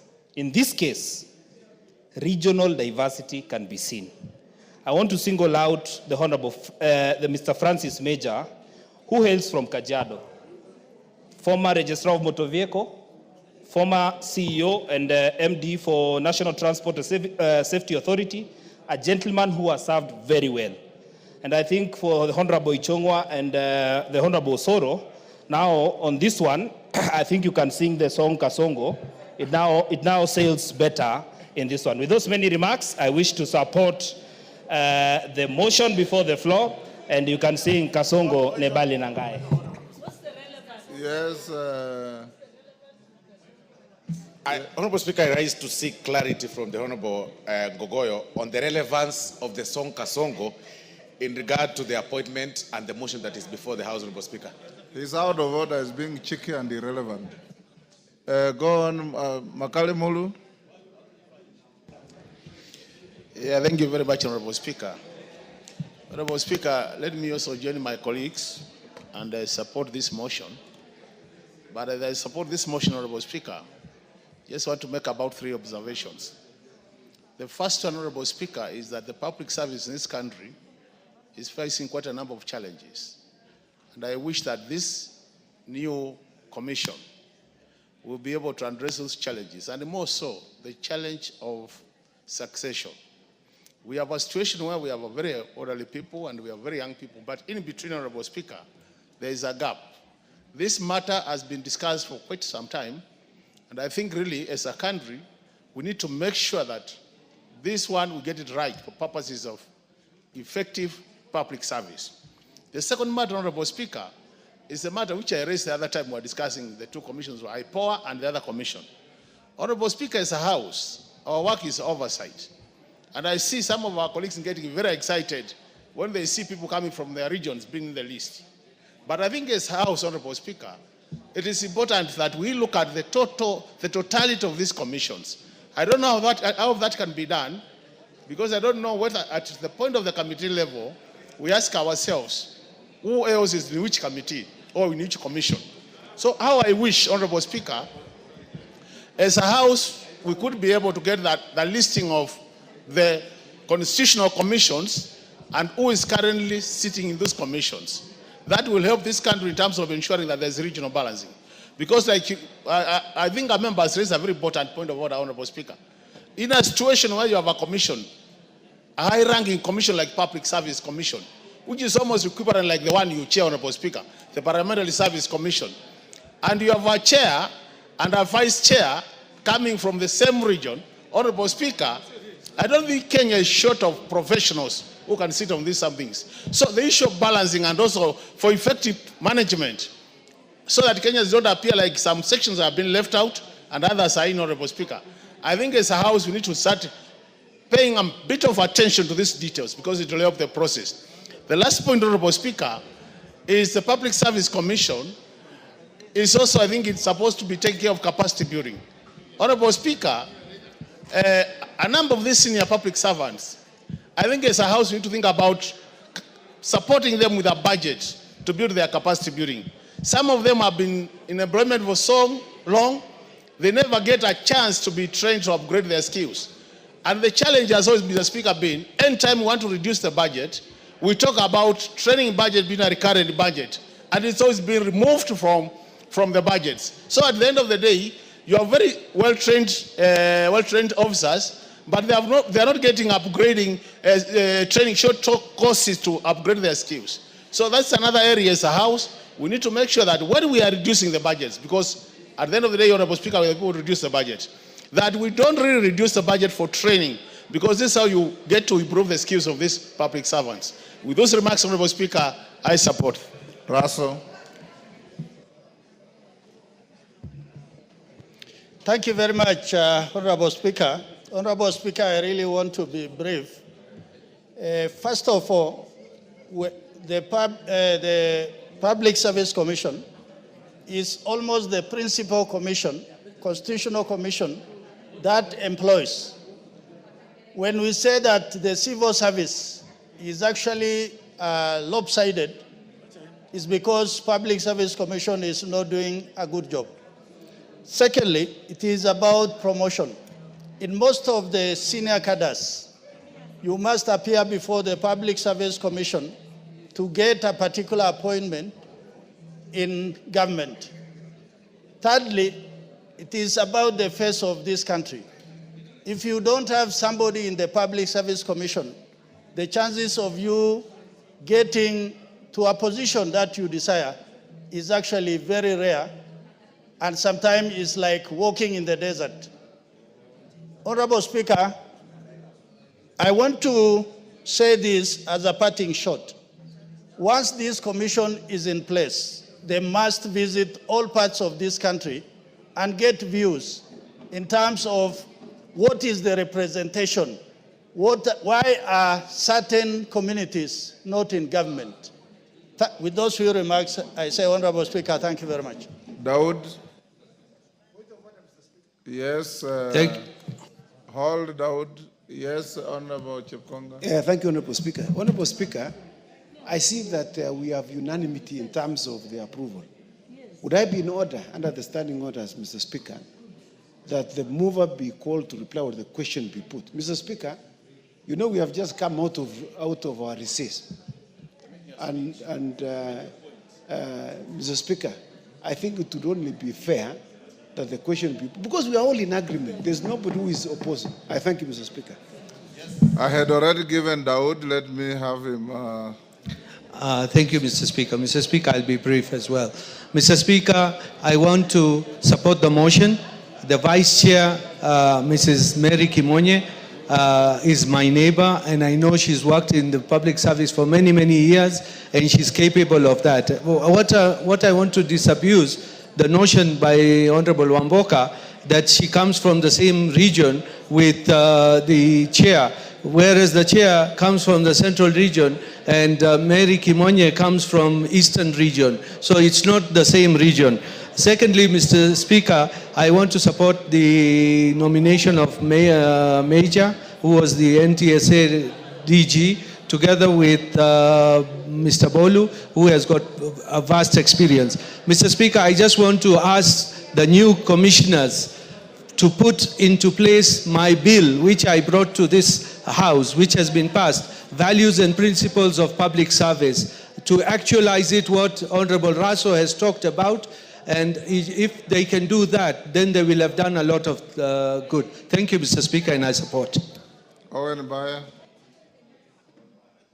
We'll give two Thank you, more. Honorable Speaker. Honorable Speaker, I just want to congratulate the members that have been nominated. I also congratulate the committee for a good job, but also to say that I want to thank the President, the appointing authority, for looking at gender. You can see we have 1, 2, 3, 4, almost 5 members that are ladies in this commission. I think that is very good in promoting gender in this country. But also to thank the President for actually giving us a lady from the coast that will stand in the public service. But I also want to say that public service is the engine of government. So they have a duty to ensure efficiency and effectiveness in management of government if they do a good job. If they don't do a good job in terms of recruitment, then they will fail the country. So I want to tell them that they have their cloth cut for them. They need to do a good job so that public service in this country can take off and be that efficient public service that can be respected in the world. I thank you, Honorable Speaker. Members, can we call the mover to reply? I put the question that the mover be called upon to reply. As many as of that opinion say aye. Aye. Those with a contrary opinion say nay. The ayes have it. Karemba. Thank you, Honorable Speaker. I wish to thank the honorable members who have added their voices to this motion and in support of it. Indeed, the committee did its work, and I also wish to thank the honorable members who sat together with me to vet these nominees. Honorable Speaker, I also wish to wish the incoming commissioners and the vice chair all the best as they execute their duties as the new commissioners of the Public Service Commission, and hope that they will take this country forward in the spaces that they will be occupying. Honorable Speaker, I am also drawn, my attention is also drawn, like that of Honorable Daud, to the sentiments made by one Honorable Wamboka. You know, for those of us who come from Eastern region, we always don't like it, Honorable Speaker, when we are referred to as people coming from one region. The vice chair comes from the county of Meru, whereas Meru and... Honorable Karemba, you are the chair of the committee. If you now want to delve into the rigmarole of sectarian politics, Honorable Speaker, it is not right. I'm not trying to move into that space. I'm only trying to insinuate The that... good lawyer next to you should advise you. All right. It's not an issue. All right, so, Honorable Speaker, I wish to thank all the members who have added their voices to this motion, and I beg to reply, Honorable Speaker. That is better. Don't be tempted to draw yourself into sectarian politics. Honorable members, I now put the question at order number 11, which is that taking into consideration the findings of the Departmental Committee on Labor in its report on the vetting of nominees for appointment as Vice Chairperson and as members of the Public Service Commission laid on the table of the House on Thursday, 16th January 2025, and pursuant to the provisions of Article 2332 of the Constitution and Section 3 and 8 of the Public Appointments Parliamentary Approval Act, Cap 7F, this House approves the appointment of the following persons to the Public Service Commission. Mrs. Mary Wanjira Kimonye, CBS, Vice Chairperson. Mr. Harun Maalim Hassan, Member. Mr. Mwanamaka Amani Mabruki, CBS, Member. Mr. Francis Major, Member. Dr. Irene Cherotich Asiega, Member. Mr. Boya Molu, EBS, Member. Ms. Joan Andisi Machayo, Member. And Dr. Francis Otieno Owino, CBS, Member. As members of that opinion say aye. Aye. Order, Whip, and Bashir. You cannot be engaging on the floor when the speaker is on his feet. If you stood there and froze, it would have been, but you are chatting away with the good lady from Aldai. Yes, you must maintain studious silence. As members of that opinion say aye. Aye. Will those of the contrary opinion say nay? Nay. The ayes have it. Dr. Nyikal, can you check what Honorable Kajwang has been consuming for lunch? Next order. Order number 12, special motion. Consideration of nominees for appointment as cabinet secretaries. Majority Leader.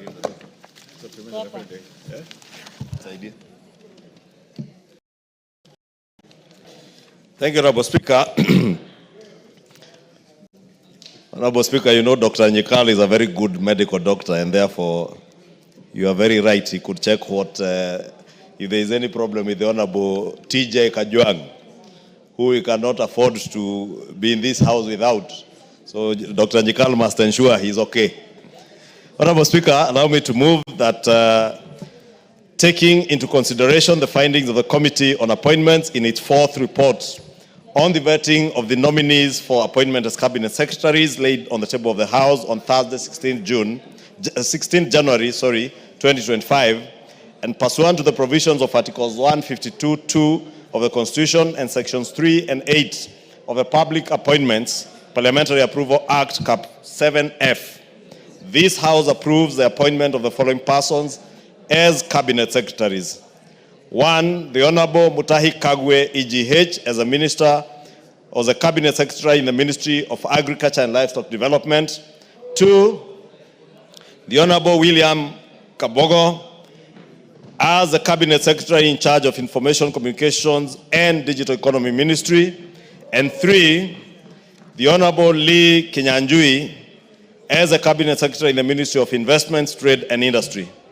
Honorable Speaker, allow me to take this opportunity first to thank you as the chair of the Appointments Committee and all the 20 members of the Parliamentary Appointments Committee who took their time, Honorable Speaker, during the recess to come and vet these 3 cabinet nominees, even as I thank all the members of this House who have heeded to the call for a special sitting today to approve the motions that we've just approved, that of SRC, the Public Service Commission, the ambassadors who are being designated to serve our country in different destinations around the world. And lastly, this motion, Honorable Speaker, to approve these 3 cabinet secretaries to serve in those 3 ministries, Honorable Speaker. Honorable Speaker, having and Kenyans watched as we vetted these 3 cabinet nominees. And these nominees, Honorable Speaker, are not new in the public service. The Honorable Mutahi Kagwe has been a minister right from the Kibaki time when he served as minister for 2 years as minister for ICT, or what was then the Ministry of Communications and Information and Communication, Honorable Speaker. He then served as Minister for Health at a very challenging time during the COVID outbreak, Honorable Speaker. And many Kenyans will remember the Honorable Mutahi Kagwe as a COVID-era minister. And he cut his niche, especially with his very good communication skills, always updating the country on the status of the pandemic in the country, Honorable Speaker. And I remember my own daughter, who was then only 2 years old, whenever he saw either CS Mutahi Kagwe or the then CAS, Dr. Mwangangi, Masi Mwangangi, she would tell me, COVID. And in my house, Mutahi Kagwe was christened the COVID minister. But he did a splendid job during that time, Honorable Speaker, and I'm glad that some of the issues that bedeviled his term, part of it being the COVID billionaire scandal, he was able to be confronted with those questions during the vetting process and adequately or sufficiently answered all the issues that pertained to that time, Honorable Speaker. Honorable Speaker, I'm saying this because all the other nominees, the Honorable William Kabogo Getao is the first governor of Kiambu County, Honorable Speaker. The Honorable Lee Kinyanjui is the second governor of Nakuru County. Honorable Speaker, as much as these 2 gentlemen never made it back to serve their second terms, during their terms as governors, there are things you could see both in Kiambu County, where I come from, and I say this, Honorable Speaker, knowing that I had run-ins with the Honorable Kabogo when he was governor for Kiambu. And it was nothing ever personal, it was all in the course of business in politics, Honorable Speaker. But I can say today, so far, of all the governors who have served the county of Kiambu in terms of performance, William Getao Kabogo ranks number 1 in terms of performance. Second is Governor Nyoro. Of course, the current governor and Governor Waitito, I can't even begin to rank them, Honorable Speaker. The Honorable Lee Kinyanjui, Honorable Speaker, midwifed. I don't know who that is. The Honorable Lee Kinyanjui, Lee Mayan Kinyanjui. Yes, Jonette. What's your point of order? Mr. Speaker. Give him the mic.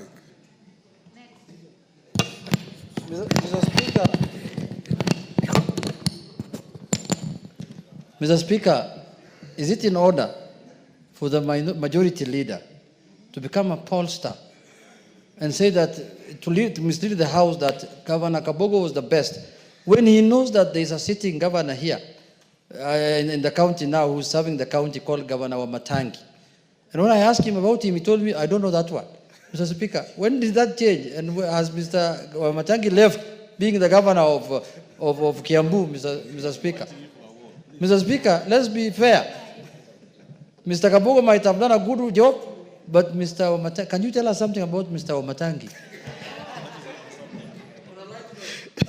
Honorable Speaker, I hear my leader of minority, and Honorable Speaker, you know, I am speaking about the nominees in this list, and there are 2 governors, Governor Kabogo and Governor Lee Mayani Kinyanjui. And therefore, I also said, having knowledge and being a constituent in Kiambu County, I am capable of ranking, not as a pollster, the performance in terms of output and actual performance on delivery of services to the people of Kiambu County. And Governor Getao Kabogo William ranks number 1 so far. Governor Wamatangi has time. He's the current governor. He is now competing with Governor Waitito in terms of who will perform better. But so far, Governor Kabogo and Governor Nyoro have done exceptionally well. Honorable Speaker, and you can ask anybody from Kiambu County, they will vindicate me. I'll stand vindicated by the people of Kiambu. The people of Nakuru County also vindicate me when I say, Honorable Speaker, and Kenyans know that Governor Lee Kinyanjui midwifed the ascension of Nakuru County from a municipality into the city that Nakuru County is today. And these are not people, as I said, Honorable Speaker, and who are new to public service. They are seasoned politicians, seasoned public officers, and I want to pray and hope that when they take over their offices, whether it is Mutahi Kagwe in the Ministry of Agriculture, whether it is Lee Kinyanjui in the Ministry of Trade and Industry, whether it is Gitau Kabogo in the Ministry of ICT, Honorable Speaker, that they will serve all the people of this country with the dedication and commitment that we have seen them serve in the various other capacities that they have served the nation in, Honorable Speaker. Honorable Speaker, there are challenges, both in ICT, Honorable Speaker, with the rollout of the fiber optic cable, and ensuring what the Honorable Pukose said during the vetting process, to ensure that the far-flung corners and districts of our country are also connected to the internet, Honorable Speaker. And Governor Kabogo, or now CS nominee Kabogo, if approved by this House, has a challenge to ensure that every corner of this country, Honorable Speaker, has internet accessibility. Not just to ensure that people are getting government services through e-citizen, Honorable Speaker, but also to ensure that Kenyans who are telling that you can finya computer upate dollar can able to work online from any corner of this country. You do not need to be in an urban area to be able to access internet services, Honorable Speaker, but even those in Elwak, those in Karachuonyo, those in far-flung corners of Turkana County, Honorable Speaker, can also be able to access internet services. And I am happy during the vetting process, Governor Kabogo was able to articulate that in those far-flung areas where they cannot be able to get accessibility through the fiber optic cable, he will explore new technology like the Starlink technology that is there to ensure that people are able to access internet connectivity and jobs, Honorable Speaker, and also create some sanity within the digital space, Honorable Speaker. Honorable Mutahi Kagwe has his work cut out, Honorable Speaker, and I'm happy that during the vetting process he was able to very well articulate the challenges that bedevil our agricultural sector, the connectivity between productivity in the agricultural sector, access to markets, and making agriculture profitable to farmers. Honorable Speaker, I am glad that he was able to articulate how he will work and be able to make agriculture profitable, ensure that our country is food secure, and ensure that our farmers access markets, not just for their tea, coffee, milk, pyrethrum, even potato farmers or sugarcane farmers, Honorable Speaker, that are able to access markets and access good prices for their produce, Honorable Speaker. I pray, as I challenge the Honorable Mutahi Kagwe during the vetting, that he will not be swallowed by the cartels that have swallowed even other bigger people, not just in that ministry, but even in bigger offices, Honorable Speaker. You know there are people who are given the responsibility in this country to midwife the access to markets for our coffee farmers and our tea farmers. But they went and became cartels themselves, Honorable Speaker. We have had tales, Honorable Speaker, in this country, where somebody was demanding 3 shillings per kilogram of coffee being exported or being sold out of this country. I want to pray that the Honorable Mutahi Kagwe will serve with the diligence that he served in the ministries that he served before in this agriculture ministry, and with the integrity that we have seen him serve with before.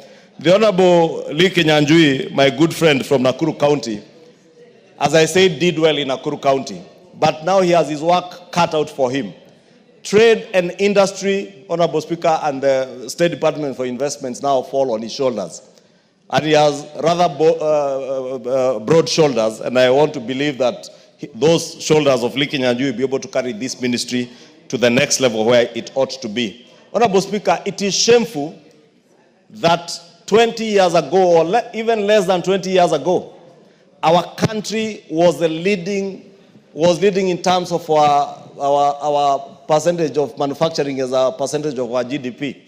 Kenya in the region, not just in East Africa, but in East, Central, and almost Southern Africa, with the exception of Botswana and South Africa, Kenya had the highest percentage in terms of manufacturing contribution to our GDP.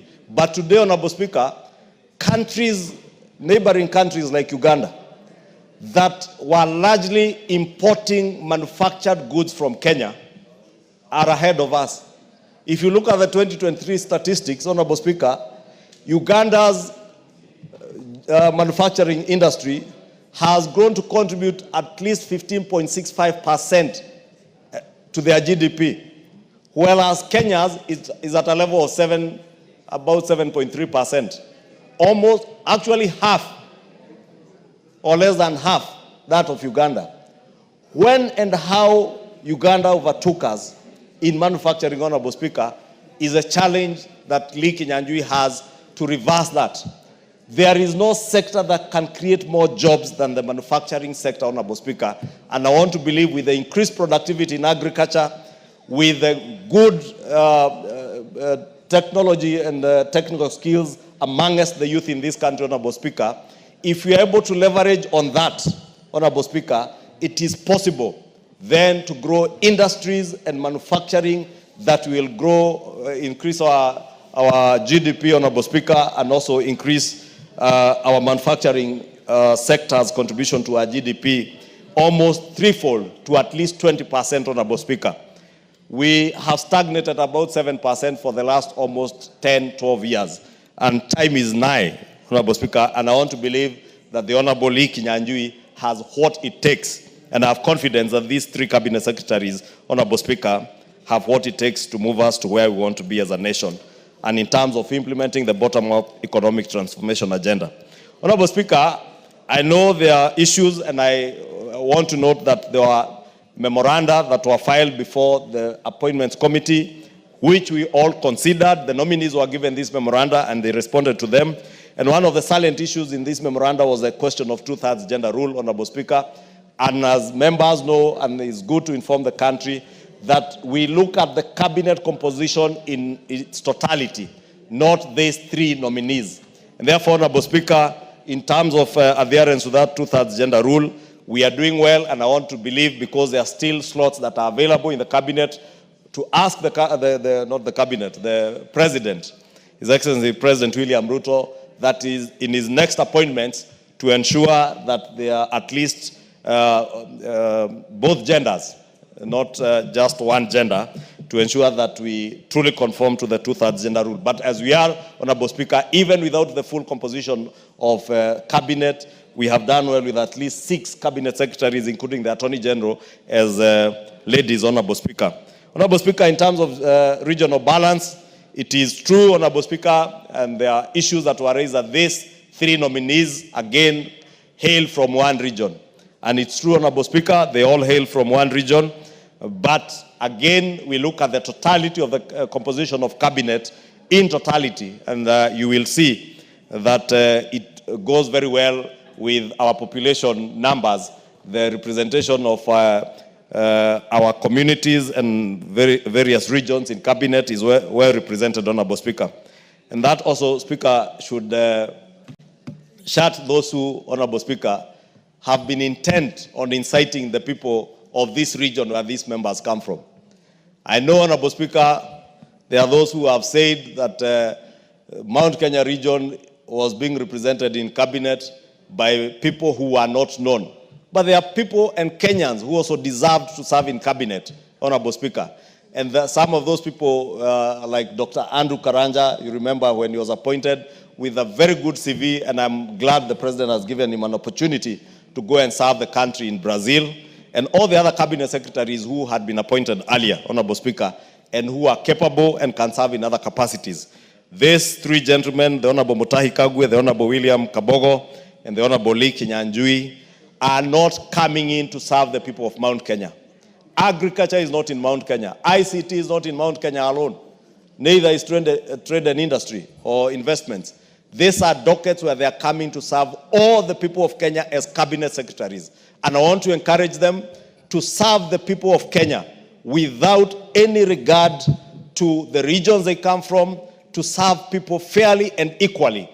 Consider the people of Marsabit in agriculture, whether it is in their pastoralist activities, in the livestock department, the State Department is under that ministry. Consider them as well as you consider the people of Othaya with their coffee, or the people of Kiambu in Limuru with their tea, or indeed the people of Kikuyu with our potatoes and small-scale farming, Honorable Speaker, because we live on 50 by hundreds. and of course, the people who are producing livestock. We are key stakeholders because we are also butchers in Dagoretti. And Honorable Speaker, I'm saying that so that all these cabinet secretaries come to serve us as Kenyans. And nobody should ever look at them on the basis of the regions where they come from. I know there are others who may have wanted and tempted even cabinet secretaries.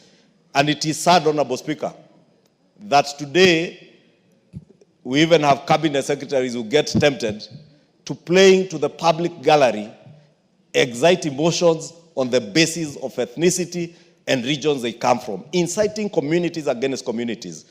And Honorable Speaker, it is sad. And I want to pray that these three gentlemen, because during the vetting process, they are able to show that they look at Kenya as one unitary state.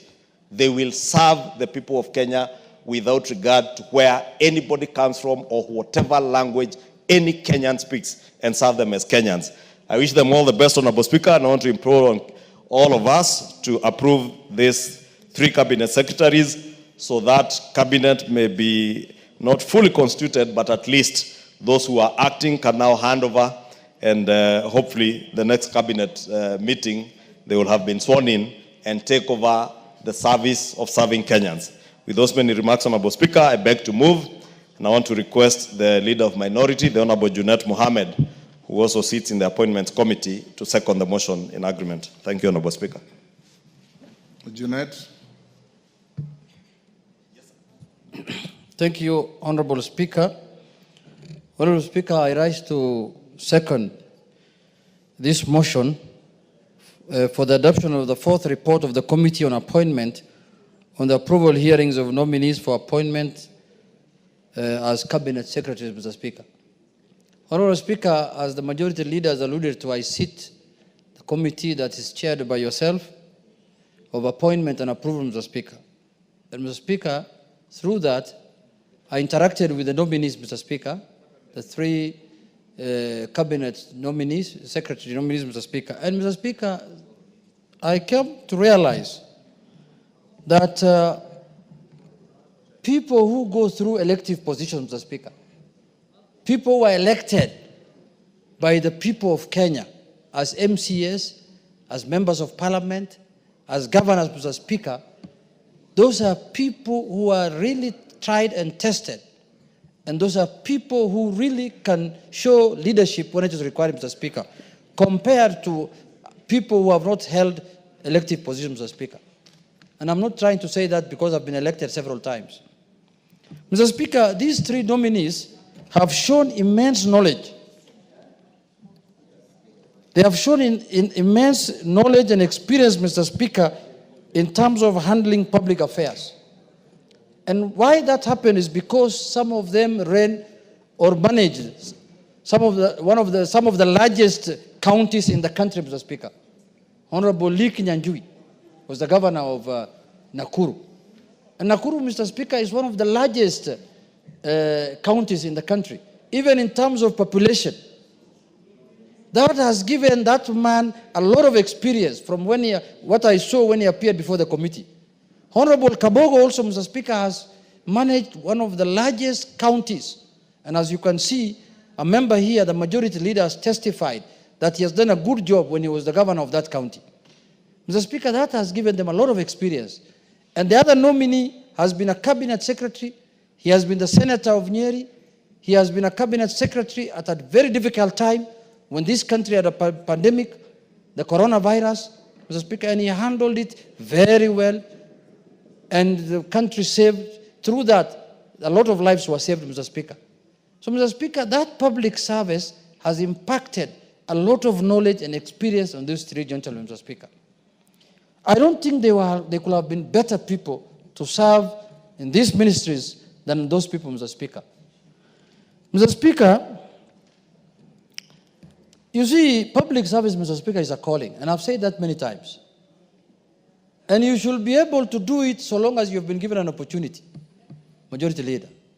But when you feel a time has come, and you feel that the executive that you are part of, and you feel that the president that you are serving, and the government that you are serving, is not incompatible, the policies or your belief at the moment, at this point in time, is not compatible with the government you are serving, the best thing to do, Mr. Speaker, is to resign.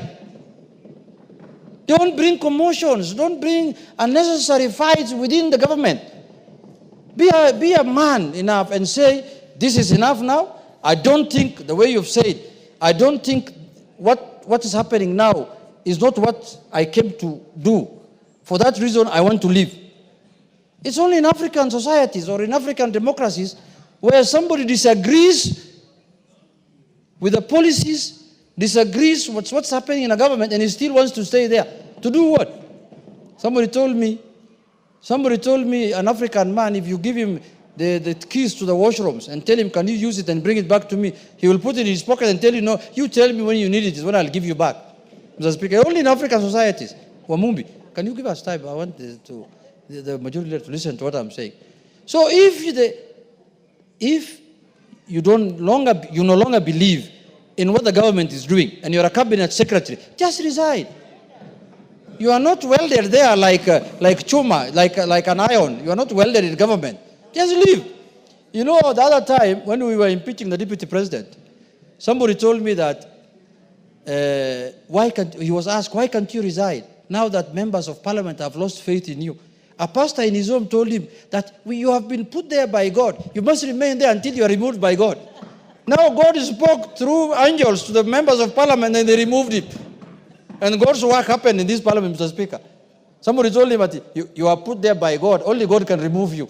Pana, God can remove you in many ways. Impeachment comes from God.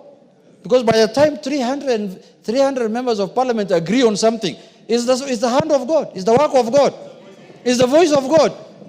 So, Mr. Speaker, if you don't wait for God to come to your house to talk to you, if you think you cannot serve the government anymore, go do farming.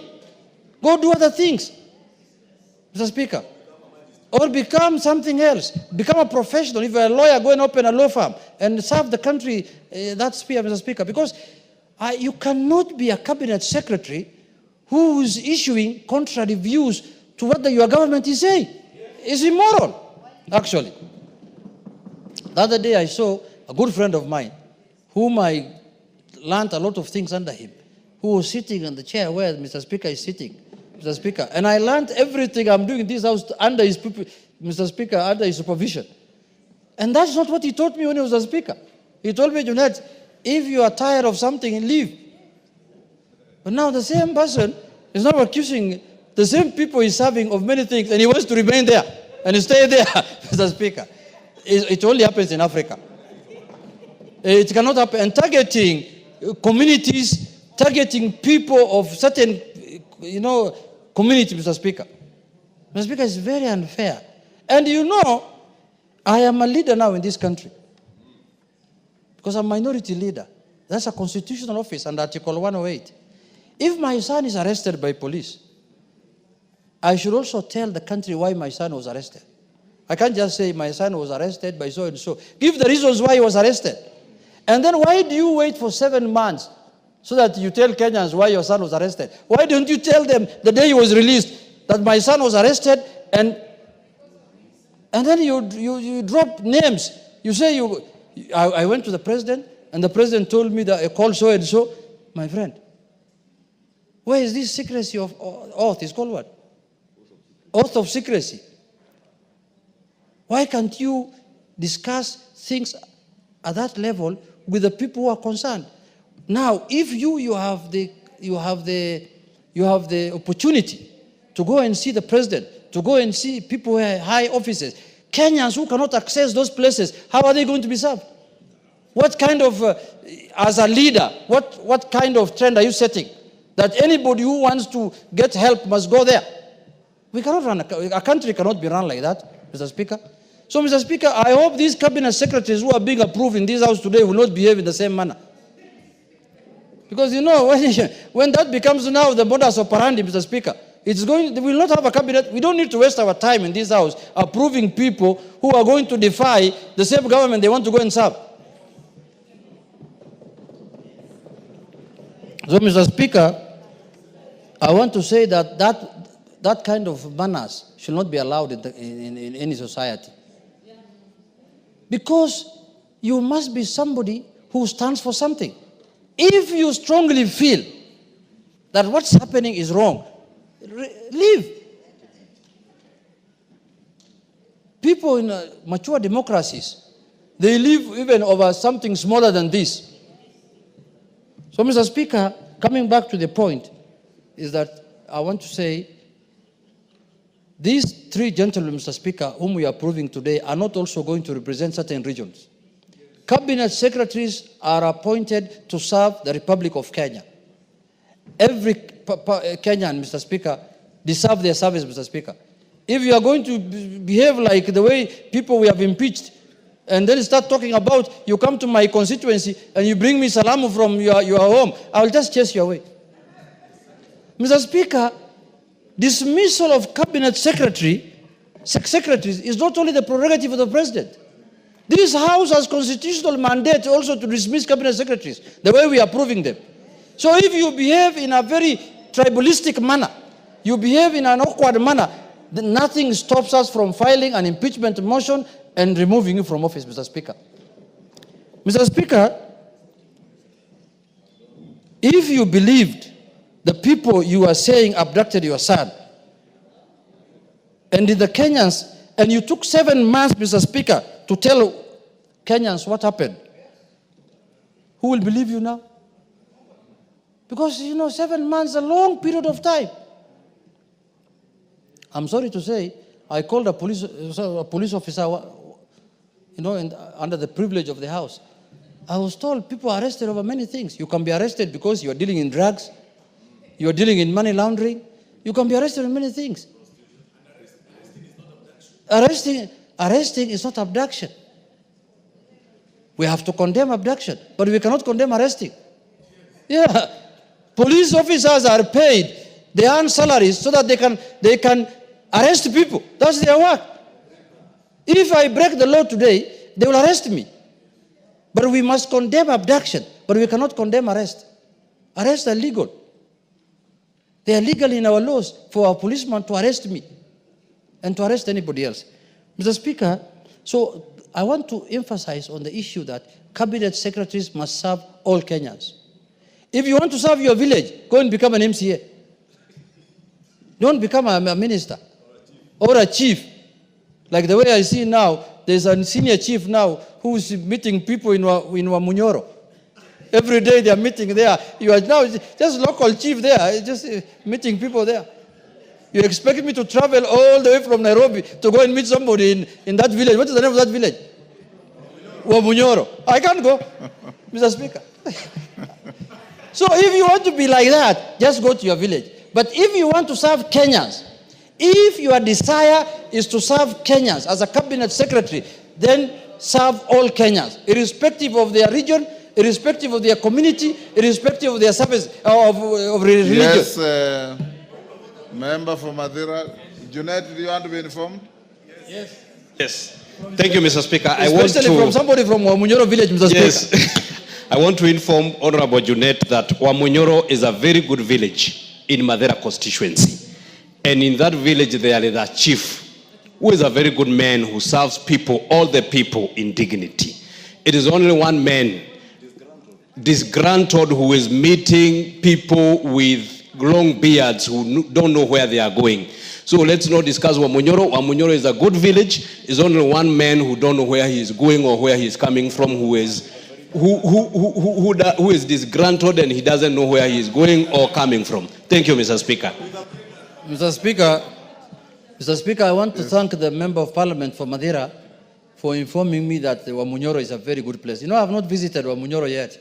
I need to pay a courtesy call to him so that I can see how good Wamunyoro is, Mr. Speaker. But Mr. Speaker, why am I using Wamunyoro as an example? Mr. Speaker, I cannot travel from a place called Migori in Wothorumo or Wothogik all the way to Wamunyoro so that I can get government services.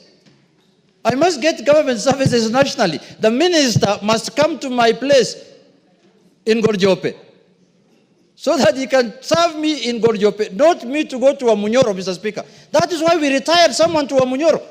And I'm sending a warning to the cabinet secretaries that if you take the behavior of Wamunyoro, if you want to serve only Wamunyoro people, we will sack you. We will impeach you. You must serve all Kenyans. And if you want to serve only your local people, become an MCA. That's where local people, the ward where people are served, Mr. Speaker. Mr. Speaker, because, Mr. Speaker, there are people who think they have become cabinet secretary to serve their region, or to serve their community, or to serve their tribesmen. No. Cabinet secretary is a national position.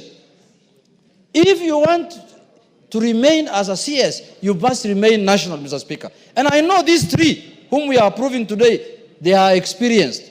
These are people, these are national leaders who have served all kinds of Kenyans, because you know Nakuru, almost every community of this country lives in Nakuru. Even in Kiambu nowadays, because it's becoming an extension of Nairobi, many communities stay in Kiambu, Mr. Speaker. These are the kind of leaders we want to have in cabinet. And let me congratulate the president, Mr. Speaker, because in terms of diversity, I don't think there's a president who has gotten it right more than President Ruto, Mr. Speaker.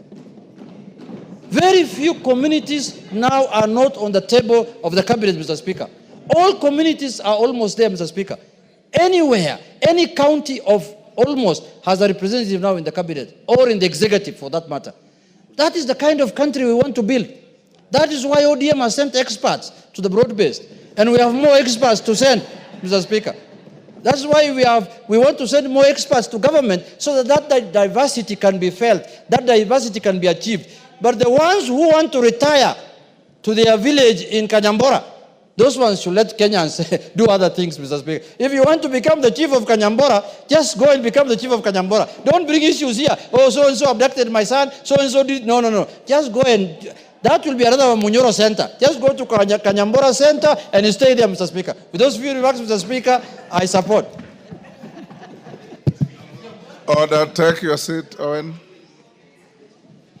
Honorable members, I'll now propose the question at order number 12, which is that, taking into consideration the findings of the Committee on Appointments in its fourth report on the vetting of the nominees for appointment as cabinet secretaries, laid on the table of the House on Thursday, 16th January 2025, and pursuant to the provisions of Article 152(2) of the Constitution and Section 3 and 8 of the Public Appointments Parliamentary Approval Act, Cap 7F, this House approves the appointment of the following persons as cabinet secretaries.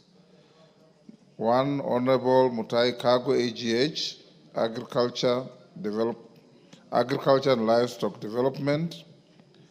Honorable William Kabogo, Information, Communication and the Digital Economy. Honorable Lee Kinyanjui, Investments, Trade and Industry.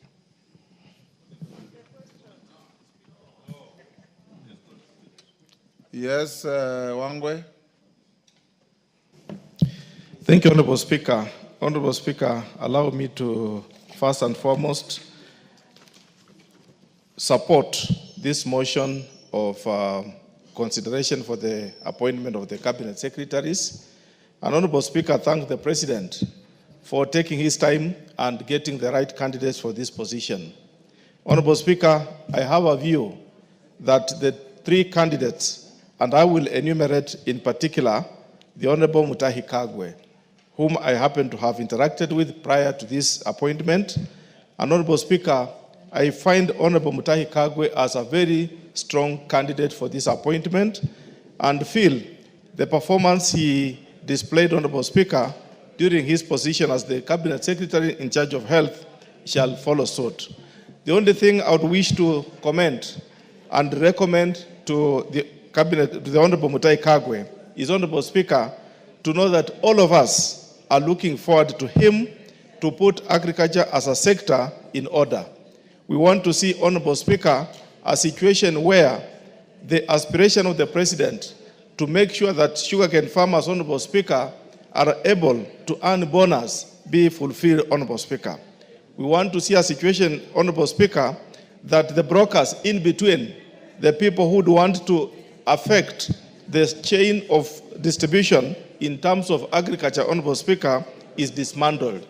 We want to see, Honorable Speaker, that Honorable Mutahi Kagwe put his foot down to see that, Honorable Speaker, we don't get fertilizer that is in doubt.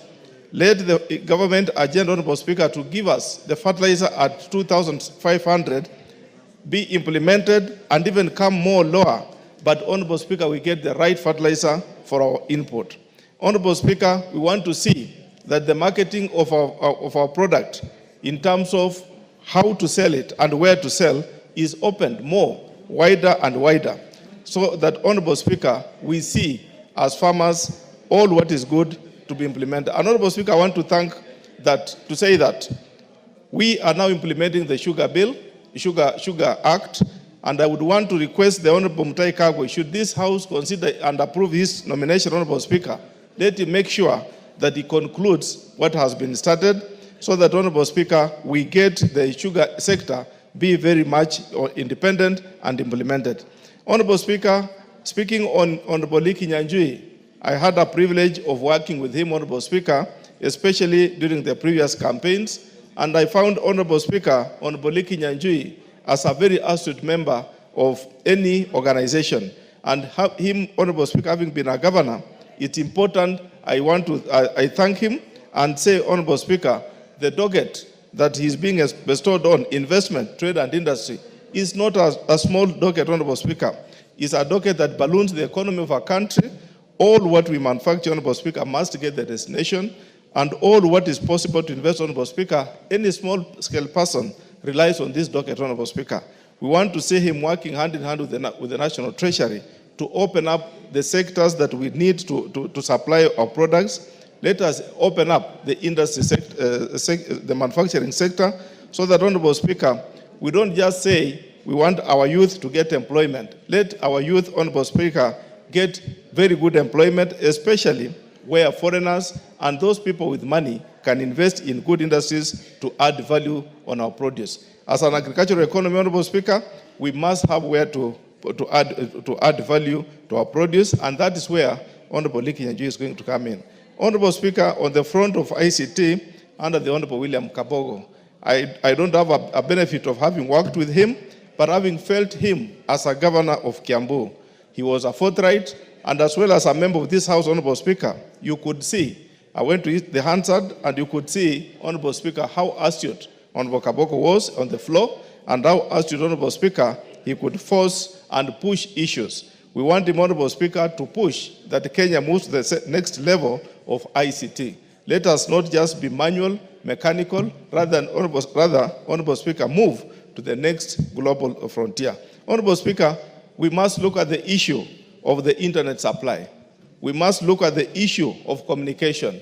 We must look at the issue, Honorable Speaker, that internet is not meant for disabuse. Honorable Speaker, internet is meant for communication. It's not meant for ridicule. Let Honorable Kabogo come in and know that he should be able, Honorable Speaker, to put the provisions as they are supposed to be, so that we have a fair play, so that let everyone who is using the internet use it within the law. It's not an issue of the youth. Many a times, Honorable Speaker, people have said the youth are abusing the internet. That is wrong. Even the elderly, Honorable Speaker, when they speak on the internet platform, they must inform each other rather than abusing each other. Therefore, Honorable Speaker, these nominees stand a good chance, and I will want to say, Honorable Speaker, we approve them so that we all move forward as a country and get our spaces replaced. Thank you, Honorable Speaker, and I support. Bowen.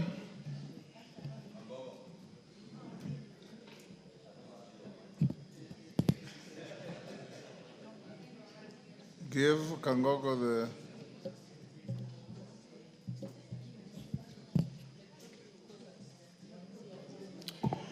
Okay, thank you, Mr. Speaker, for giving me this opportunity to support the three nominees, Mr. Speaker, for the Cabinet Secretary's position.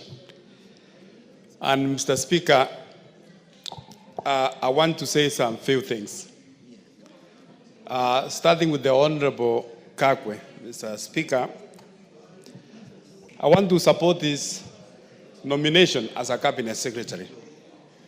Mr. Speaker, when the Honorable Kagwe was the CS for Health, at a very difficult time, Mr. Speaker, when the country was fighting a the COVID-19, he proved himself, Mr. Speaker, that as a capable cabinet secretary in the Ministry of Health then. And Mr. Speaker, I want to ask the Honorable Kakwe as he moves to the Ministry of Agriculture. The agriculture is the backbone of our economy as a country. And Mr. Speaker, in the last few months, the Ministry of Agriculture has been on the wrong for many things, especially the fertilizer. Mr. Speaker, the harvest which we currently many farmers harvested some few months ago, some of them were affected because of the fake fertilizers which was there last year. Mr. Speaker, we want to ask the CS nominee that as he takes over the ministry, once he's approved by this House, to make sure that the Ministry of Agriculture becomes the backbone, Mr. Speaker, and supports the farmers of this country to produce enough for this country. There is no need, Mr. Speaker, when we have almost majority of Kenyans, 90% of our people, they are farmers, and they are getting a little support from the government. Mr. Speaker, the issue number 2, the cartels we have in Ministry of Agriculture, they are quite a number. You will find that farmers, there are so many middlemen. In coffee, in tea, they are not benefiting from their produce. So we want to seek that the cabinet secretary, once he's in that office, is able to help the Kenyan farmers. Mr. Speaker, the issue of ICT and the Honorable Kabogo, if he's approved by this House. I think ICT is an emerging technology, Mr. Speaker, and there are so many challenges, from fraud to hacking to so many things. And there is need to regulate actually the industry. There is a lot to be done in the industry to make sure that the new ICT, the digitization in the country, they are used for the benefit of the people and the young people, and it is not a platform for abuses. It's not a platform for people to make illegal activities. And Mr. Speaker, finally, the Honorable Lee Kinyanjui, we want also to support him in the Ministry of Trade. The trade, Mr. Speaker, our import and export, Mr. Speaker, determines also our balance between a shilling and the dollar. So when we have a lot of export, Mr. Speaker, as a country, you will see that we will benefit from the business of foreign exchange.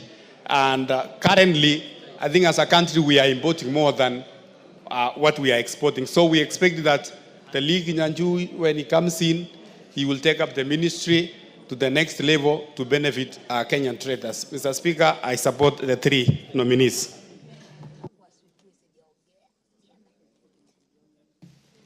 Yes, Irene Mayaka.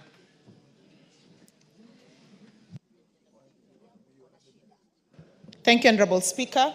Honorable Speaker, I also take this opportunity to support the nominations of the 3 appointees, being the Honorable Mutahi Kagwe, the Honorable Lee Kinyanjui, and the Honorable William Kabogo. Honorable Speaker, these 3 all have one thing in common. They have a wealth of experience. They each have done unique things within the sphere of their previous appointments that make them exceptional. And Honorable Speaker, just as it has been said by our previous members, is that we really want to encourage that these cabinet secretaries focus their work nationally and not just within the country. Honorable Speaker, we all remember very well how the Honorable Mutahi Kagwe was very instrumental during the COVID-19 period. And Honorable Speaker, some of the things that really impressed me when I watched the interview was when he spoke about engaging the youth in the agricultural sector. Because, Honorable Speaker, we are a country that is largely agricultural, but our young people are not interested in that space. And some of the ideas that he did share in terms of how he would engage the youth in this space was very impressive. Honorable Speaker, the other thing that the Honorable Mutahi Kagwe spoke about was the use of AI technology within our weather and agricultural space, which is something that is very progressive. It is being used in other countries, and it's very enlightening and very exciting to hear that a cabinet nominee for agriculture is actually talking about engaging AI in terms of the weather checks and also the increasing our agricultural produce. Honorable Speaker, in terms of the Honorable Lee Kinyanjui, I support his nomination. Honorable Lee Kinyanjui was fantastic as a governor. And not only that, those of us who worked within the Azimio Secretariat will remember how Honorable Lee Kinyanjui really assisted us in having a youth volunteer movement across the whole country, and he was very magnanimous in terms of how he shared his wealth of experience with us.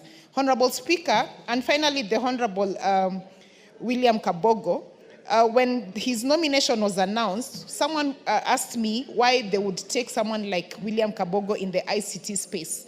But those of us who are really, really interested in that space know that the Honorable William Kabogo did a lot of digital transformation in Kiambu County.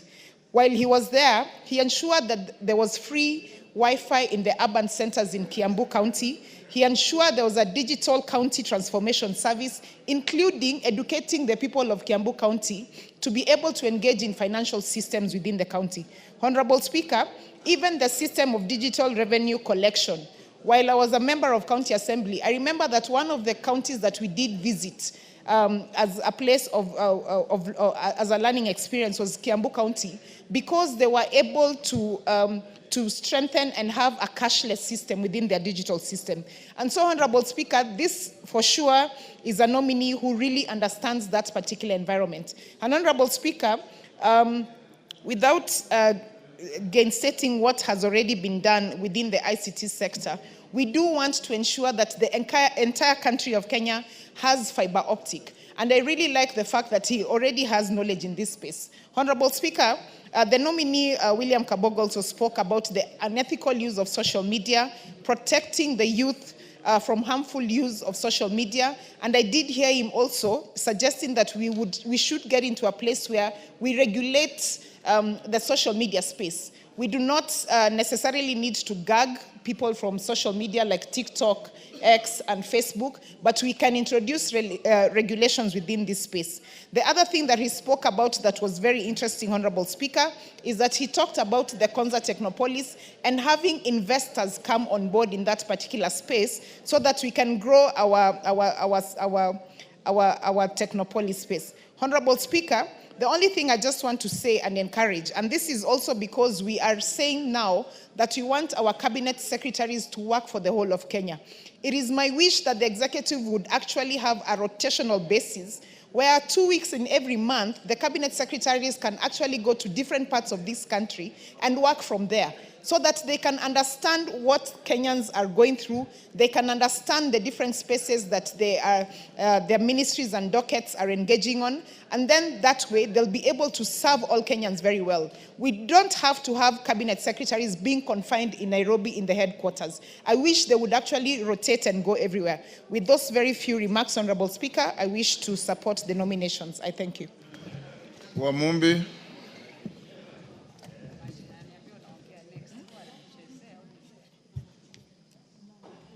Thank you, Mr. Speaker. Mr. Speaker, I also rise to offer support to this motion that seeks... Members, I will be calling the mover to reply at 5:30.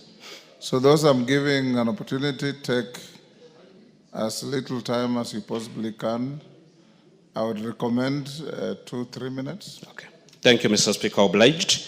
I also rise to support this motion that seeks to approve the appointment of Honorable Mutahi Kagwe, Honorable Lee Kinyanjui, and Honorable William Kabogo as Cabinet Secretaries, Mr. Speaker. Mr. Speaker, I specifically ask Honorable Mutahi Kagwe to take the issue of vaccination very seriously, Mr. Speaker. Mr. Speaker, the President has just come back from UAE in search of market for our beef. And Mr. Speaker, it is only the well-vaccinated livestock that will compete for the markets out there. And we saw him during the interview. He said it is not a forced exercise. it is those who are willing, but we continue to urge our farmers to welcome this vaccination issue because it's of advantage to their beef, so that their beef can fetch good markets out there, Mr. Speaker. Finally, Mr. Speaker, I want to assure the people of Mukurweini, where Honorable Mutahi Kagwe was born and where he comes from. It is very bad, and I want to sympathize with them, that as we approve the Yasan, the MP, Mr. Speaker, is not in this house to stand with the people of Mukurweini. I have seen him in a barrio somewhere propagating the Itungati fake narrative. He was supposed to be in this house to approve a son of Mukurweini, but instead of coming to this house to approve the son of Mukurweini, he is in a funeral somewhere propagating an Itungati fake narrative. I assure the people of Mukurweini that we are going to make sure the son is approved so that he can serve Kenyans and all Kenyans. Thank you, Mr. Speaker. I thank you. Women Rep Kwale.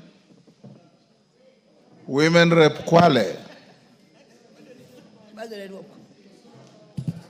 Basi asante sana Mheshimiwa Spika kwa kunipatia nafasi hii. Mimi pia niunge mkono uteuzi wa mawaziri hawa watatu ambao wamelipitishwa na kamati ya uteuzi hivi majuzi na leo hii wameletwa katika bunge hili. Mimi naunga mkono Mheshimiwa Spika, na pia niwapatie tu nasaha yangu kidogo mawaziri hawa. Ndugu zangu, mmechaguliwa na tunawachagua sisi kama wabunge wa bunge hili la kitaifa kwa roho moja. Mimi natoka Kwale na ningependa na naomba wakati mkifanya kazi mawaziri wetu, mjue Kwale pia ni county katika zile county 47. Muweze pia sisi kunyorosha mkono kwetu.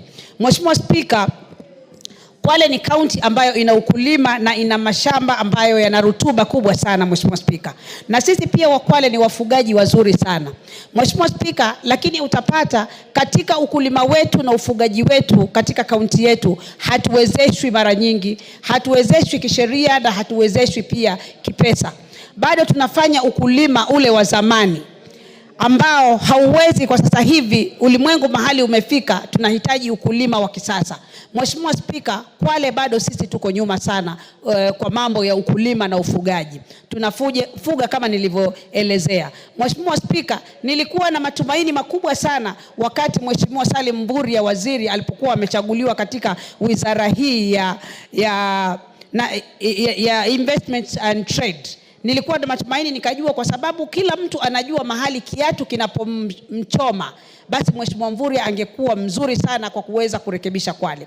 Lakini kwa sababu hawa pia ni wa Kwale, ni wa Kenya wenzetu, nasema nawapatia kongole, lakini waangalie sana Kwale. Sisi hatuna viwanda.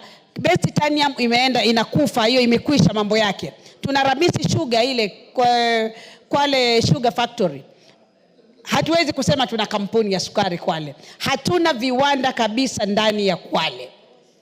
Kwa hivyo mimi naomba nasaha yangu mawaziri, mnapoingia mjue Kwale pia ni katika zile county 47 na muweze kutunyoroshea mkono. Asante sana Mheshimiwa Spika, sitaki niwe mrefu sana. Naunga mkono uteuzi wa mawaziri hawa Mheshimiwa Spika. Martin Owino.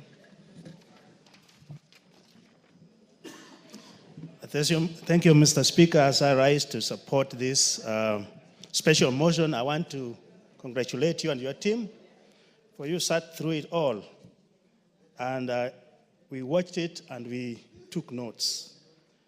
The Speaker, there's only one item which I would like to be introduced into our vetting exercise.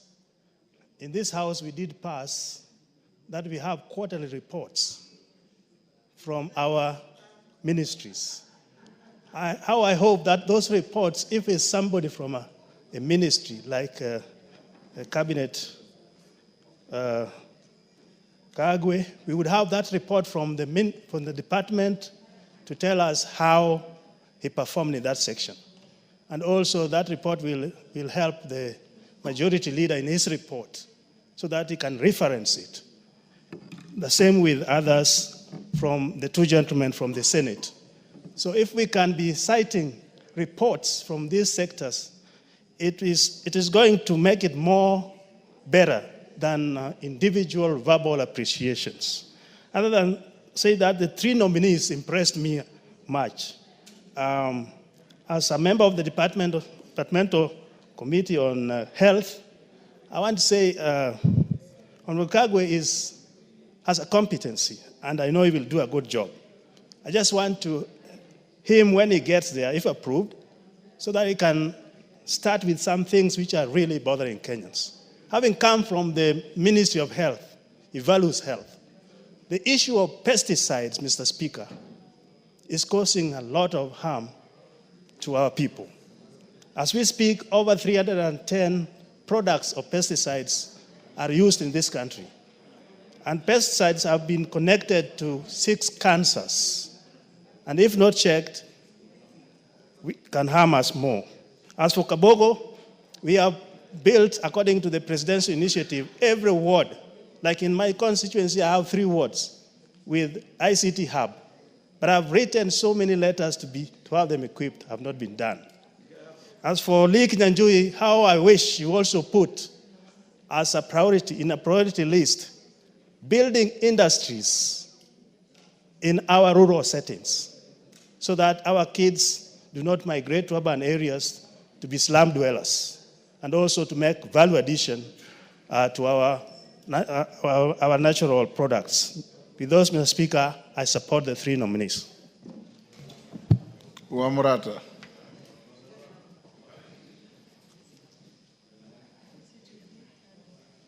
Give her the mic.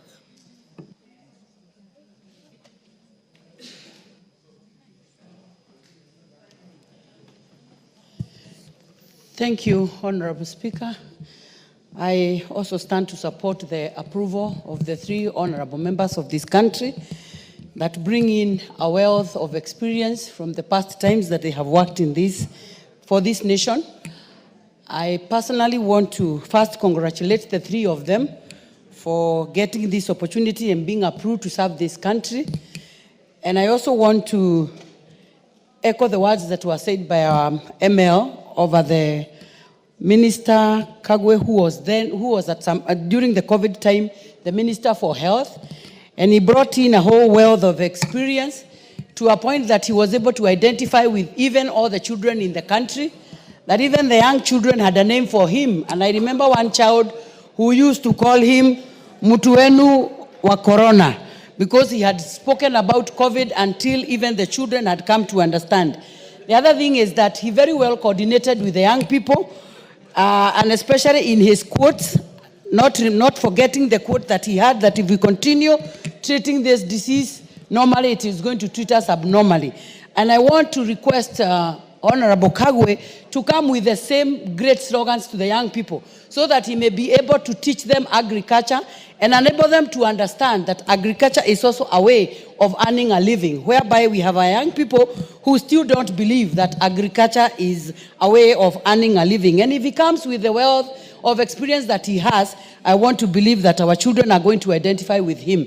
I also want to congratulate the Honorable William Kafogo, who comes from the county that I represent, the county of Kiambu, and Lee Kinyanjui, who too also come with the wealth of experiences, considering that both of them have served as governors in very densely populated counties that are cosmopolitan. And I really want to thank the President for considering these 2 people who have served with Kenyans and served in counties that have a population of all the communities in this country. And so we want to believe that as they come in, they will come to serve Kenyans and not their region.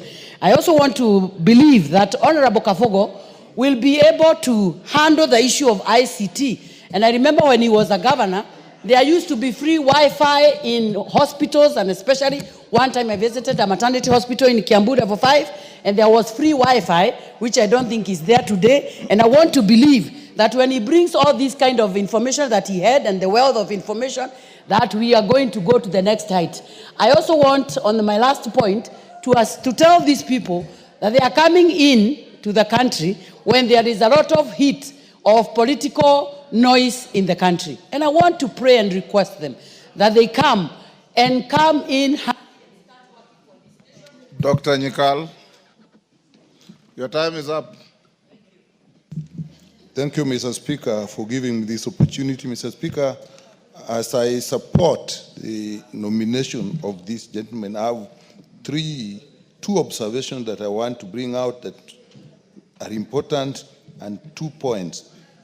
Mr. Speaker, the issue of regional and ethnic equity, although we have played it down and we said is something we should look at, but I can't blame them for that because they did not appoint themselves in this position. But it's something we should look at in the future. The second thing, Mr. Speaker, is these are gentlemen who have worked well.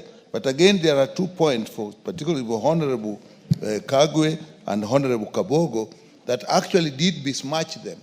The issue during the corona where Mutai worked very well, but the COVID billions, actually it did raise issues. I saw them respond to this. I saw him respond to this. And also, Honorable Kabogo, again, there was issue of the lady that died. I saw him respond to this. But the biggest problem we have in this country is integrity. So we may start to look at the principle of being as spotless as a bishop's wife. But I know because of what they have done, they'll actually prove themselves beyond those issues. The other one, Mr. Speaker, that is a point that I think they can. The three of them, if they work together, Mr. Speaker, they can solve the problem of employment amongst our youth. I believe that it is actually agro-industry that will be our industrialization that can employ our people, and that will include actually the Honorable Kagwe and Honorable Kabogo and Honorable Kinyanjui. Kinyanjui in industry, Mutagwe in agriculture, and IT and communication. And all of them have done that. If they actually work in these 3 areas, and they can actually create massive employment for our youth. With that, Mr. Speaker, I support. Bishop Kosgei.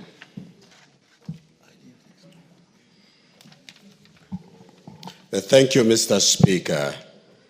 I also, from the onset, wish to support the motion about the nominees into various ministries as outlined by the committees. And I wish to congratulate the committee for having had a thorough conversation between and amongst the 3, and we were able to watch, Mr. Speaker, from the comfort of our homes.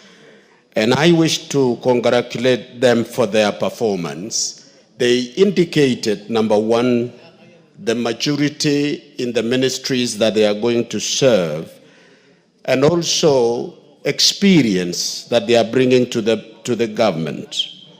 I wish to appeal to them, as this House would approve, because I'm appealing that we do so, that 1, we have witnessed a trend of members of executive violating the oath of secrecy in government. This is not a good tradition and not a good trend. And we are appealing, and I listened to them when questions were placed before them that was really tempting them to reveal what they knew and what they did. And I was so impressed that they were bound by the oath of secrecy. I think the rest of us in government should be able to learn. Number 2, Mr. Speaker, is that we are appealing as they come. There has been a missing link in terms of communication of what the government is doing. And that people who are thriving with propaganda in social media have taken a field day. We are not hearing anyone from the side of government. Finally, Mr. Speaker, is that the issue of technology, that which has been abused, and it has, some others have been using our young people to do things that are unethical. With the coming of Kabogo and the experiences he has, we hope this will be sanitized. With that, Mr. Speaker, I support this, the approval of these nominees. Rueda. Asante Bwana Spika, kunipatia nami nafasi nipate kuchangia. Mimi moja kwa moja naunga mkono, na nataka tu niwaambie vile wamesema pale kwa kamati iwe ni hivyo. Sio kusema tu kwa mdomo, bali waseme kwa vitendo. Maana mara nyingi tumeona kama hii ministry ya ICT, kuna wakati ilitoa nafasi za vijana kila county wawili, lakini county zingine hazipewi hizo nafasi. Utaona hata zile zetu 2 zinapewa wengine. Kwa hivyo waziri akifika hapo, aangalie kama Wakenya, aangalie Kenya yote, asiache Mkenya mwingine nje. Sisi ni Wakenya pia, kule kwetu ni Lamu mbali kidogo tutasaulika.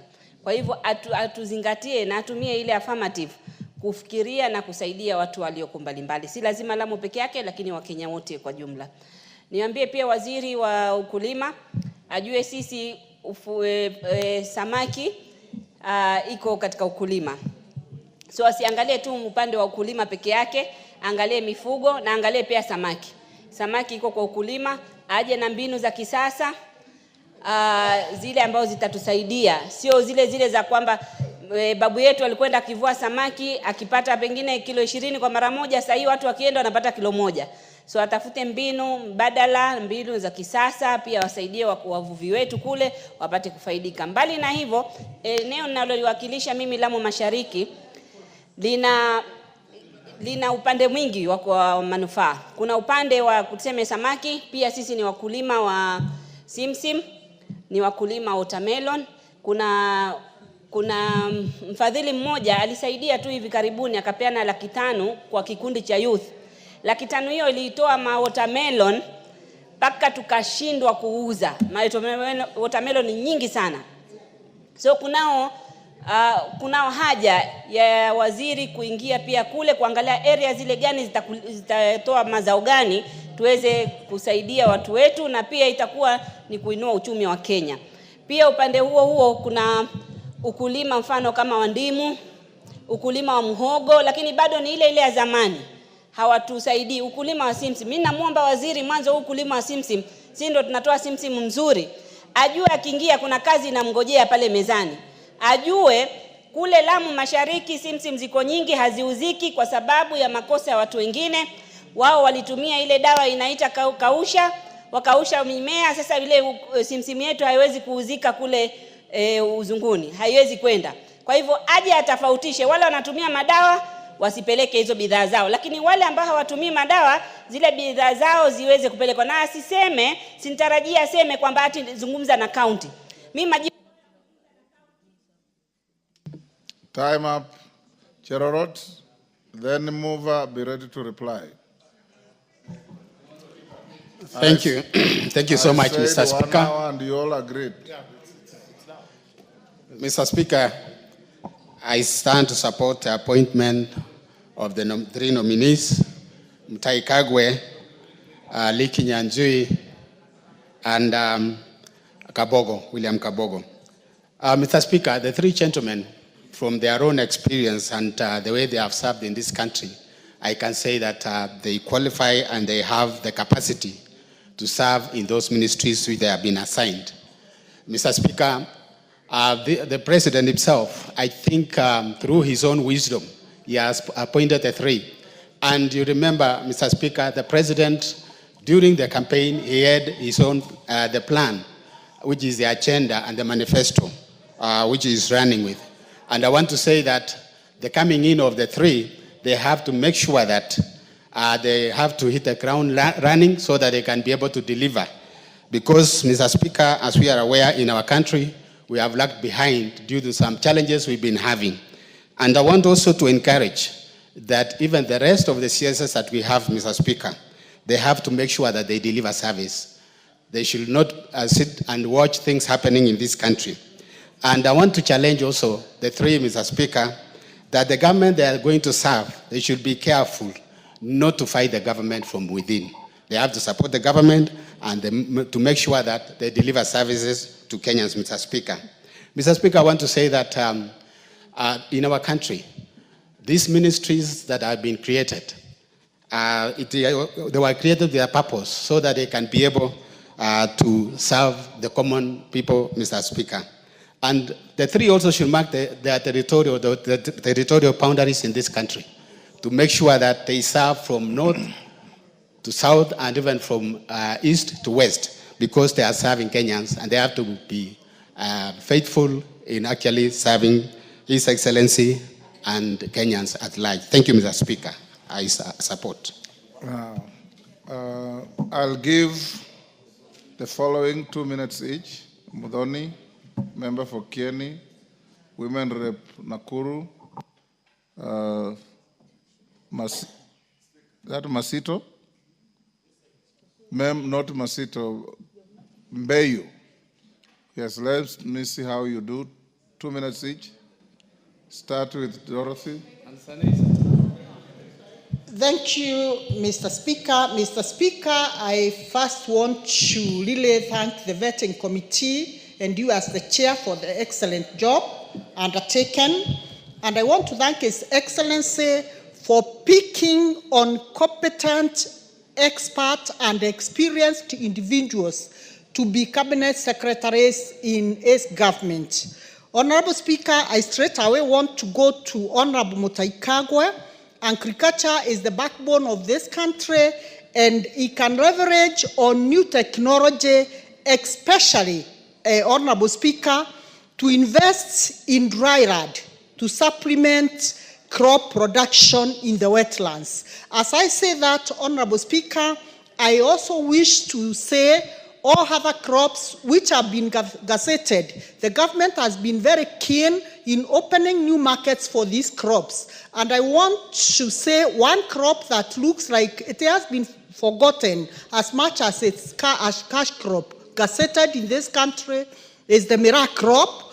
And I wish that the CS Agriculture will fast track this crop and look for markets for the Mira crop, so that the farmers in that area of the country can also benefit and reap big from this country. Thank you, Honorable Speaker. Kieni?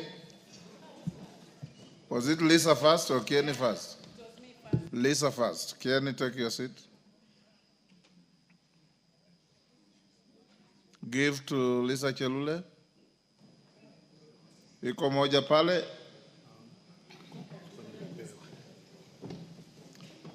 My clerks, why are you misfiring today? Asante sana Bwana Spika kunipatia nafasi pia nichangie kwa mjadala ambaye imeletwa katika National Assembly na Majority Leader wetu. Na nataka kuchukua hii nafasi kupongeza Rais kwa kuteua hawa watendakazi watatu na wengi ambayo tuliwapitisha asubuhi. Napongeza Rais kwa niaba ya watu ya Nakuru. Bwana Spika, nataka kuongea juu ya Waziri Mutahi Kagwe ambaye tulifanya kazi na yeye katika Senate na namjua kwa utekelezi yake ya kazi. Ningependa tu kuchukua hii nafasi nimweleze Mheshimiwa Mutahi Kagwe kwamba kuna mimea ambaye ni kama imesaulika na mimea huu ni pyrethrum. Nakuru County ni moja ya counties ambaye wanapanda pyrethrum kwa wingi. Pyrethrum ni mmea ambaye tulitumia sana wakati yake kusomesha watoto wetu kule Nakuru. Kwa hivyo ninaomba Mutahi Kagwe akikuja kuanza kazi washikane pamoja na Lee ambaye tunajua pia kazi yake. Kwa niaba ya watu ya Nakuru ninajua tutafaidika na vijana watapata kazi. Kina mama pia wamejitokesha kuwa wakulima wa maziwa, kwa ng'ombe ya maziwa. Kwa hivyo nina hakika kwamba Mutahi Kagwe atatekeleza kazi. Otherwise nawatakia mema na I wish all of you colleagues a happy 2025. Thank you. Kieni. Okay, thank you so much, Mr. Speaker, sir, for the opportunity. I really want to offer my voice in supporting the three wise men who have been appointed to our cabinet. Indeed, they bring with them a lot of competences, various competences, experiences, and their braveness and commitment to work. Mr. Speaker, I really want to say that to Mr. Mutahi Kagwe, this is one man who has been vilified and demonized in our county of Nyeri, suggested that it doesn't matter, But to him, I tell him, it matters to Kenya that there will be food on the table, enough for all Kenyans. He is not appointed particularly for the people of Nyeri. So he should take heart, take courage, that Kenyans are looking upon him to make sure that there is enough for everybody and all the times. Not saying that, not also failing to note that also Mr. Honorable Kabogo, when he was the Governor Emeritus for Kiambu, he gave his best, and particularly he showed commitment to healthy delivery services in Kiambu. Also Kinyajui, having delivered Nakuru as a city, it took him a lot of time, a lot of courage, and a lot of knowledge. Mr. Speaker, sir, having said that, I didn't want to encourage all of them to give their best. Thank you. I wish them well in their service. Let them bring their wisdom, and we all work towards doing something for this country. Mr. Speaker, I don't follow simple people. I follow great minds. And that is why in 2017, I offered myself to deputize Mutahi. Very good. Women Rep Kilifi. Asante Mheshimiwa Spika. Wacha nichukue fursa hii kukupongeza, kuombea kila mtu mwaka mpya mwema 2025. Tuombe ushirikiano, kufanya kazi pamoja. Muhimu Mheshimiwa Spika, nipongeze wateule wa waziri hawa watatu. Nazungumze kuhusu Mheshimiwa Kabogo. Sijafanya kazi vizuri karibu naye, lakini kwa sababu ameletwa katika wizara ya mambo na dijitali, ni ombi langu kwake kuwa ataweza kushirikiana na Wakenya wote na hasa vijana, ambapo anaingia wakati vijana wako vizuri kidijitali, na hatutataka wawe wataendelea kutumia mitandao vibaya. Aone vipi atatafutia kazi za kidijitali vijana wote ambao wanahangaika, wanasumbuka na wanatoa maneno wanaotoa kwa sababu wako tu bure, hawana kazi. Kuna kazi nyingi sana za kidijitali anaweza kuwatafutia na waweze kujikimu. Langu kwa Mheshimiwa Mutahi Kagwe, nilimjua akiwa waziri wa afya. Sasa amepelekwa wizara ya kilimo, pale alipo anisikie naitwa Mheshimiwa Mbeyu wa Kilifi. Tunataka ile mimea ya kule pwani, mkorosho, minazi, tuweze kuregeshewa, japo kilimo kimegatuliwa, aweze kushirikiana na county government ya Kilifi, tuone vipi mimea yetu biashara, mkorosho, maembe na nazi zimeweza kupata faida. Majority Leader, reply now.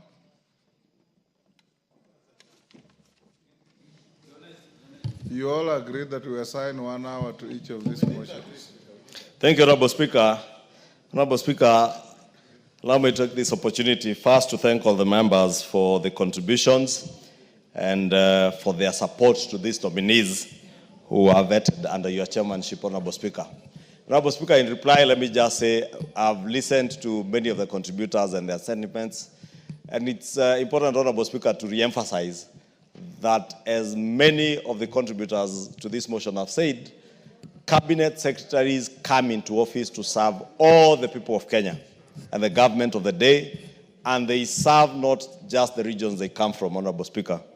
Honorable Speaker, it's also important that, as has been said by many people, that even these nominees and even those others who are serving in cabinet today, to recognize that they not only have a collective responsibility in their service to the people of Kenya, but also to carry themselves with the decorum and integrity that behoves of their offices, Honorable Speaker.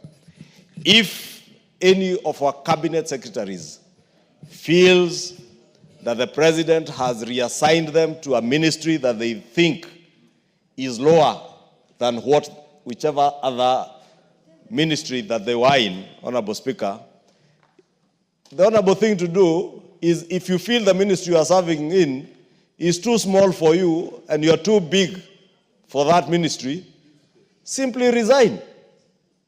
If you think, Honorable Speaker, that you are reassigned to a ministry where you are not able to extort money from people as you used to extort in any other, Honorable Speaker, and you can't say to the public, and you now want to pretend that you are holier than thou. And we know you. And you know, if you are about to be fired, don't pretend that you are either resigning or asking to be fired. Honorable Speaker, just go. And it is not just those who are serving, even these ones that we are approving today.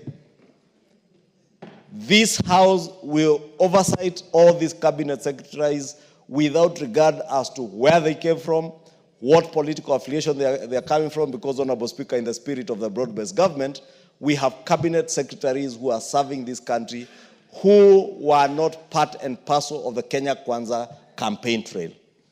But the country is bigger than Kenya Kwanza, Honorable Speaker. The country or the government of the day serves all Kenyans, Honorable Speaker. And I must commend the President for seeing beyond his political party, for seeing beyond the coalition that he campaigned under, Honorable Speaker. Honorable Speaker, I must commend the cabinet secretaries who came from ODM. The Honorable John Buddy, the Honorable Pio Andai, the Honorable Joho, the Honorable Oparanya, even the Honorable Askul. These are cabinet secretaries who are serving this country with diligence, with integrity, and with commitment to the people of Kenya. You do not serve as a cabinet secretary to serve the president of the day. You serve the people of Kenya. It is Kenyan taxpayers who pay your salary. Serve with honor, serve with diligence, serve with the commitment that you have served in for these three nominees, Honorable Speaker. And even those cabinet secretaries who are in office today, Honorable Speaker, as we continue to oversight them, let me say we will oversight them. But let me also say we will not waste any more of our parliamentary time to impeach a cabinet secretary. Honorable Speaker, cabinet secretaries are not people to waste our time with. The honorable thing for a cabinet secretary who feels they have failed on their job, or they are too big for the current job that they are holding, is to resign. They should not waste our time, or even waste the president's time. But the president has a prerogative to hire, fire, and also reassign. And therefore, when you serve in a ministry, there is no ministry that is more important than the other, or any state department that is more important than the other, if your motivation is service to the people of Kenya. But if your motivation is extortion, if your motivation is deals in government, then you will find that maybe this particular department of state is better than the ministry I'm currently serving in, because probably you are not able to get the kind of deals you are getting in another office, Honorable Speaker. Honorable Speaker, with those many remarks, because I can see we have good numbers, I beg to reply, Honorable Speaker, and ask this House to approve these cabinet secretaries to go forth and serve the people of Kenya. And I want to believe, as they committed to the people of Kenya during their vetting process, they will serve with diligence, they will serve with integrity, they will serve all Kenyans to improve the lot of all Kenyans, improve our economy through the bottom-up economic transformation agenda. And therefore, Honorable Speaker, I support and I beg to reply. Thank you, Honorable Speaker. Thank you, Majority Leader. Sorry to the members who wanted to speak, but because of time, you didn't get space. But listening to all of you, I think the chorus was one. You are all supporting. There was no dissent. So those who spoke, spoke for all of us. I'll now put the question at order number 12, which is that taking into consideration the findings of the Committee on Appointments in its fourth report on the vetting of the nominees for appointment as cabinet secretaries laid on the table of the House on Thursday, 16th January 2025, and pursuant to the provisions of Article 152(2) of the Constitution and Section 3 and 8 of the Public Appointments Parliamentary Approval Act, Cap 7F, this House approves the appointment of the following persons as cabinet secretaries: Honorable Mutai Kakwe AGH, Agriculture and Livestock Development. Honorable William Kabogo, Information, Communication and the Digital Economy. Honorable Lee Kinyanjui, Investments, Trade and Industry. As many as of that opinion say aye. Will those of the contrary opinion say nay? The ayes have it. Next order.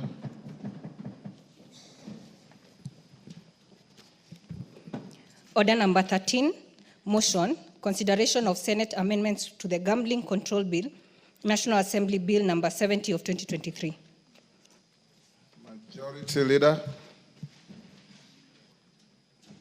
Thank you, Honorable Speaker. Honorable Speaker, this is a very short motion, Honorable Speaker.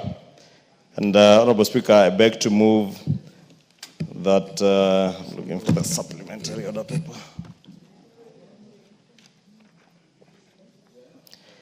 That the House considers that the Senate amendments to the Gambling Control Bill, National Assembly Bill number 70 of 2023 be now considered. Honorable Speaker, this Gambling Control Bill is a bill that this House passed early last year, you remember, together with the Betting Control Bill. And because it had provisions that touch on county governments, it was conveyed to the Senate for consideration. And the Senate did move a number of amendments, which have since been considered by the Committee for Sports under the chairmanship of Honorable Wanyama. And Honorable Speaker, the committee in its report, which they tabled towards the tail end of the last session, recommended that we object or we reject all the Senate amendments, Honorable Speaker. And many of the amendments, Honorable Speaker, that are being amended, that were amended by the Senate, and which the committee has proposed that we reject, counter to the provisions of articles of the Constitution touching on the different functions of the two levels of government between the national government and the county functions. They are also contrary to the provisions of Article 109 of the Constitution on the exercise of legislative powers. Honorable Speaker, maybe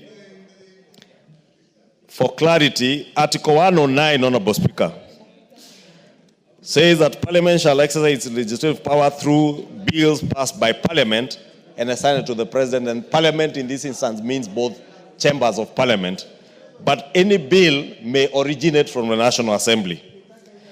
3 says that a bill not concerning county government is considered only in the National Assembly and passed in accordance with Article 122. And because this bill did concern counties, that is why it was not only considered by the National Assembly alone, and we took it to the Senate. 4 is that a bill concerning county governments may originate in the National Assembly, like this bill, or the Senate, and is passed in accordance with Articles 110 and 113, 122 and 123 of the standing orders. And 5, a bill may be introduced by any member or committee of the relevant House of Parliament, but a money bill may be introduced only in the National Assembly in accordance with Article 114.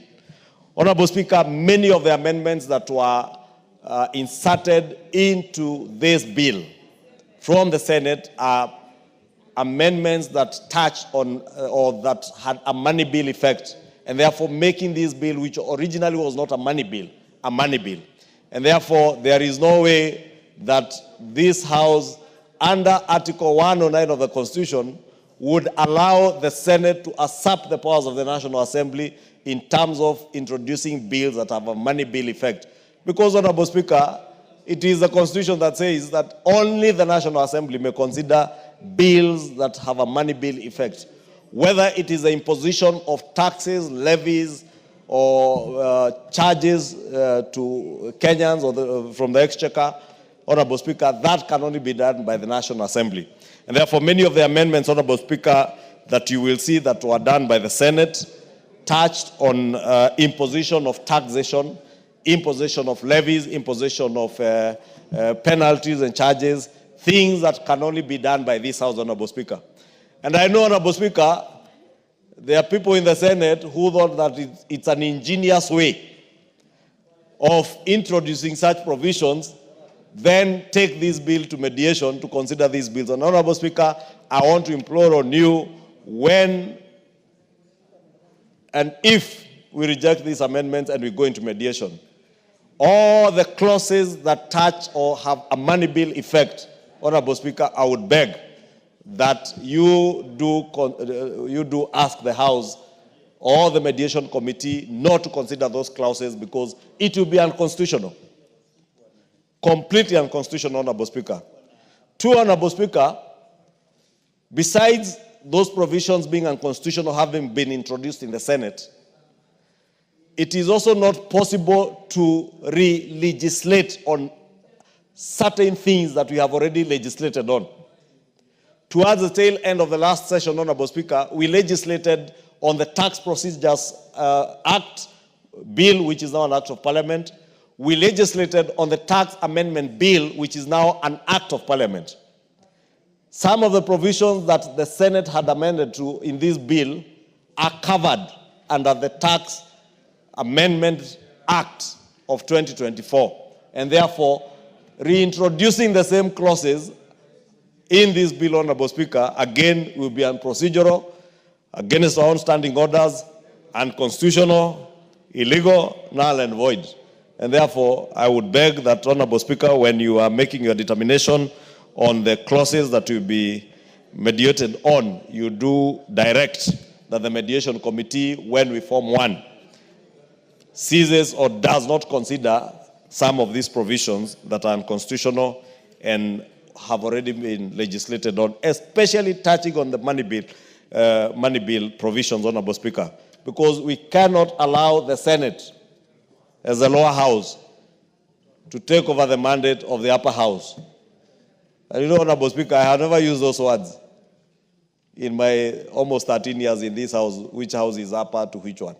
Because it's not important, Honorable Speaker, but it is important to adhere to the provision of this Constitution. The drafters of this Constitution had reasons as to why they did not give powers to appropriate resources to the Senate.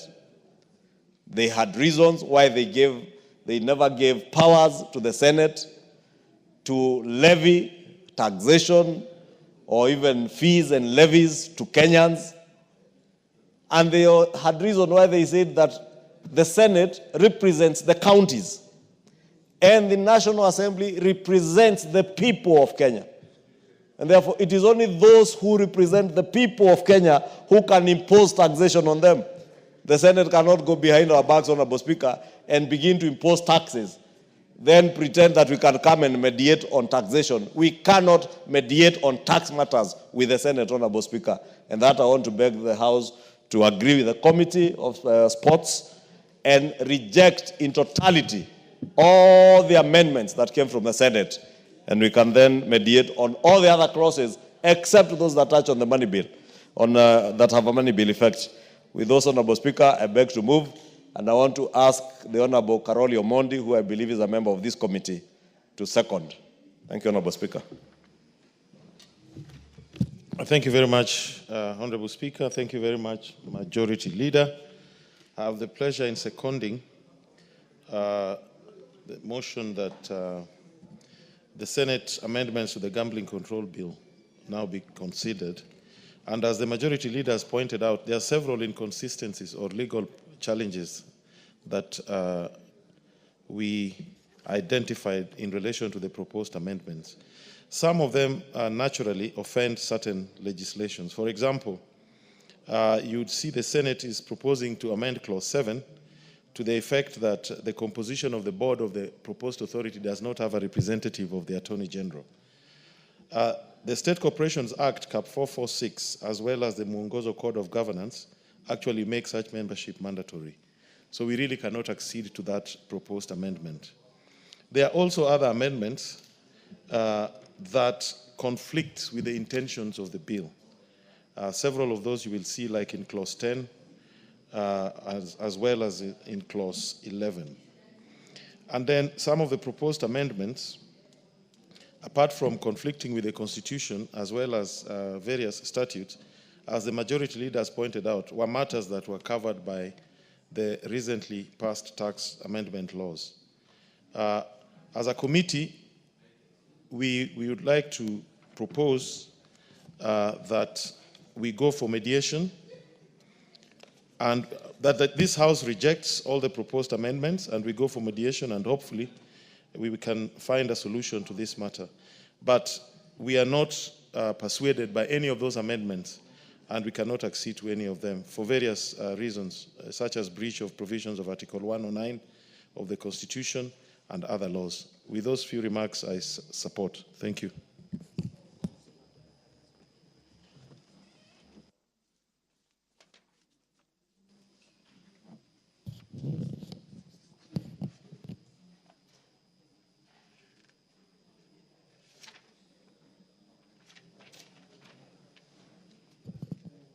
Honorable members, I now propose the question that this House do agree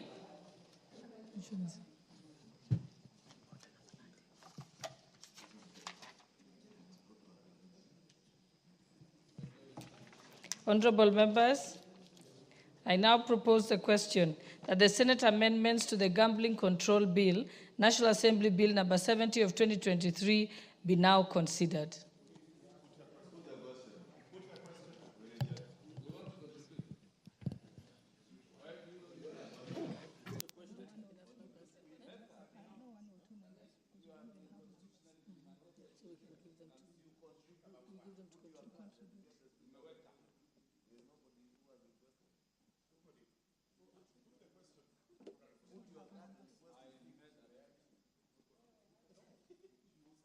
Honorable member.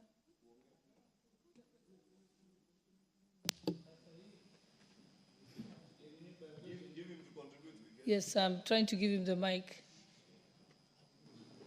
Yes, there you have the mic. Thank you, Madam Speaker. Inasmuch as I'm loyal to the leader of majority, they have been given constitutional opportunity to quite often speak, whereas the ordinary members have to struggle to catch the speaker's eye, Madam Speaker. And I think it's a rare opportunity. That's why I've been adamant. I should at least say something so that people of Wajir North can hear their member of parliament. I may not speak with wisdom, at least I pronounce myself. Madam Speaker, it is clear, it's a simple, straightforward motion, but we can only legislate or argue out issues where there is ambiguity. Inasmuch as there is clarity in the law, in plain English, I don't see why the Senate or the two houses are always in a tussle to fight over their mandate. I don't know why the Senate looks so desperate to interfere on the mandate of the National Assembly. They carry themselves as the upper house when indeed they are not. There is nothing in a name. We can even call them by that name. But surely they can only be so in executing their role as stipulated in the Constitution. Madam Speaker, I was just casually, in a very quick way, running through Article 96 on the role of the Senate. And they have nothing to do on the matters in the motion. From 96, 1, 2, 3, it's all limited to county matters. The interest of counties, matters affecting the counties, protecting the county government. The National Assembly is within the purview of the National Assembly, the national government functions. So, Madam Speaker, I wonder, you are a senior, a legal mind. I can't really understand why the Senate, since 2010, we are over, it is how many decades of this Constitution, why they can't come to terms to understand their role, why there should be duplication, why they should have committees on security, committees on every aspect, when indeed their role is so limited in Article 96, 1, 2, 3, and 4 only. So explicit. So mine is to ask the leadership of this House, can we come together and really know and tell each other the roles as they are in the Constitution? So without much ado, I think that is sufficient for me to be heard, Madam Speaker. Mine is to agree with the leader of majority and Honorable Karoli. They have contravened the Constitution when they really know what they were doing is in contravention of the Constitution. It is a deliberate attempt to do so, and the work of the National Assembly is protected, preserved in the Constitution, and that shall remain so until we amend the Constitution. With those few contributions, I say thank you, Madam Speaker. Thank you. The Honorable Member for Gishugu, Honorable Gishumu Gidinji. Honorable Nyikal, you're next. So you hold on.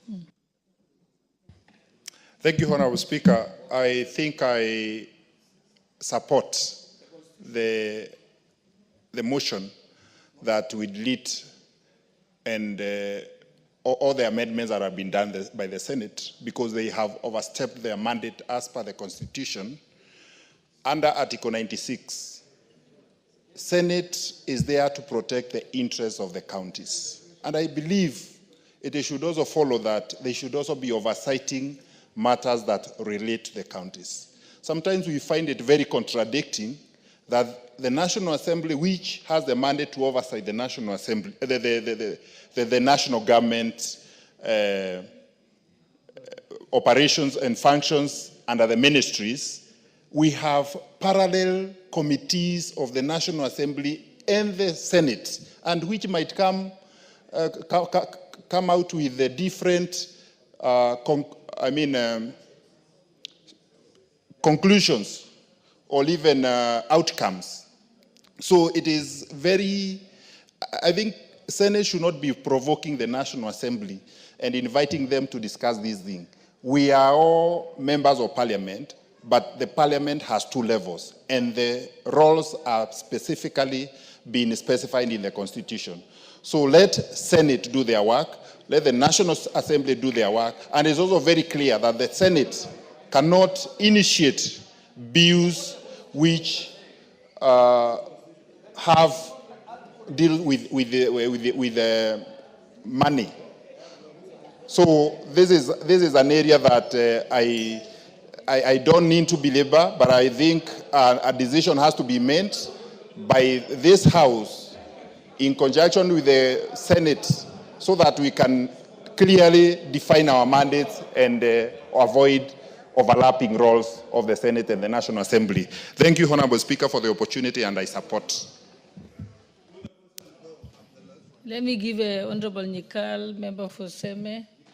He was the last one. Thank you, Madam Speaker. I rise to agree with the committee, but I want to raise a very fundamental issue. The committee has stated that some of the amendments that we are rejecting are actually unconstitutional, and they seem to agree with that with references. Madam Speaker, what it raises is the process that goes on in the Senate when they're processing. How can something unconstitutional actually go through with the clerk sitting there, going through and being, how did that happen? I think that is the issue, that if we find that they're unconstitutional, that should be addressed, maybe at a higher level. To me, that is a bigger concern than even the fact that there is no agreement. Thank you, Madam Speaker. Honorable members.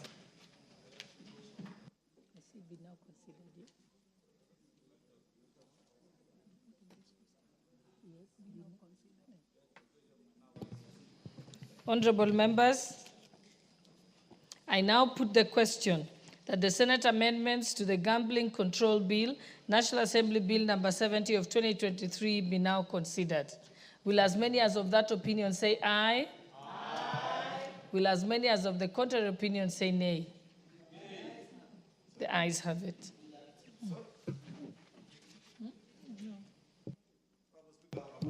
Yes, I think honorable members. Let me put the question afresh.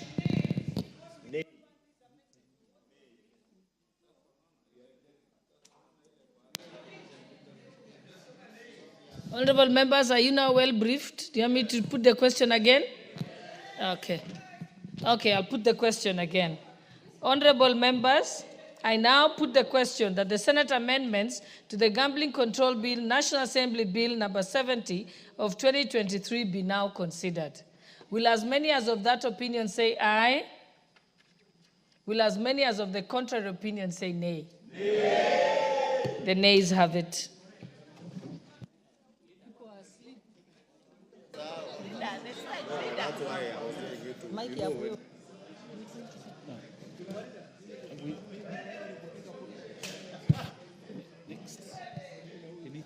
She needs to say. Next order. It needs to next order. Yes. Yeah. Yeah, we have chain up. Chain is there.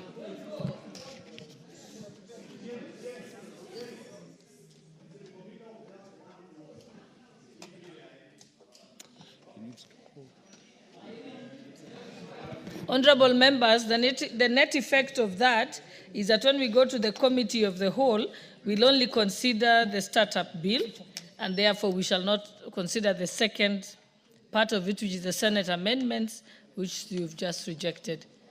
Okay, next order. Order number 14, Committee of the Whole House.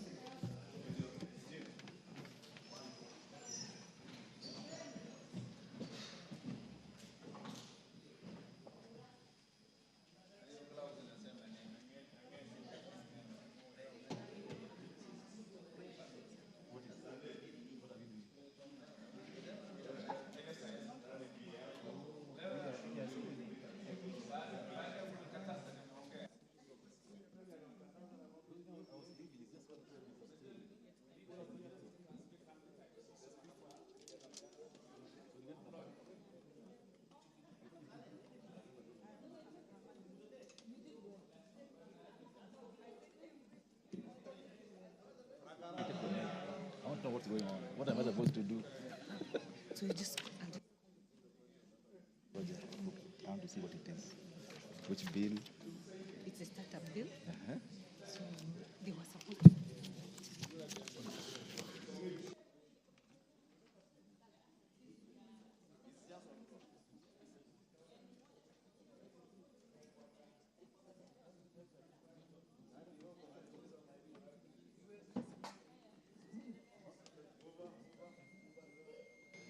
Honorable members, this will take a minute or so.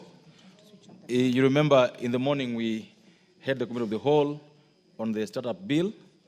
Members, we did so well on this in the morning.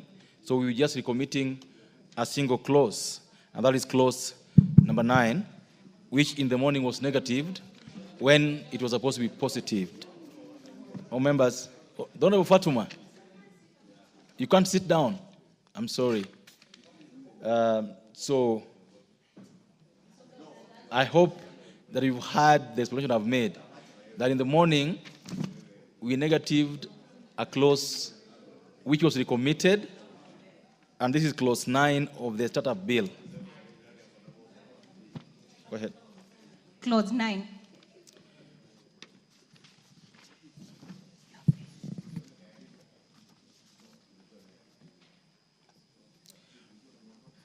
Honourable members, I now propose a question that the clause 9 of the startup bill be part of the bill.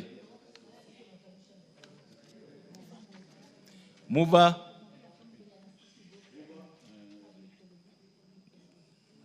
The member for Waldai. Thank you, Chair. Honorable Chair, I propose that clause 9 be amended as it appears in the order paper, and the justification is that this amendment seeks to accommodate new provisions on incubation, and they are already provided under Part 4 of the Act. Thank you. Honourable members, I propose the question, therefore, that clause 9 of the startup bill be amended as proposed by the chair of the committee. Members, I put the question that clause 9 be amended as proposed, and that means clause 9 be amended through deletion. Will as many of the opinion say aye? Will as many of the opinion say nay? The ayes have it. Members, I now put the question that clause 9 as amended be part of the bill? Will a contrary opinion say aye? Will a contrary opinion say nay? Ayes have it.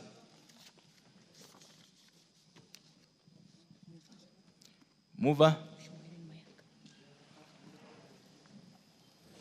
Thank you, Honorable Chairperson.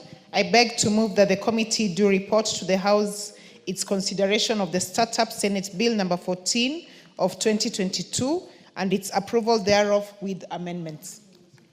Thank you. All members, I therefore put the question, which is that the committee do report to the House its consideration of the Startup Bill, Senate Amendment Bill number 14 of 2022, and its approval thereof with amendments.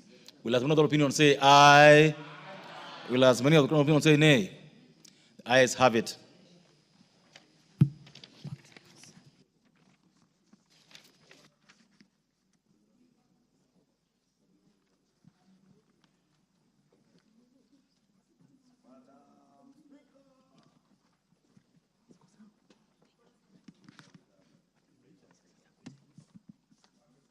Honorable members, Madam Speaker.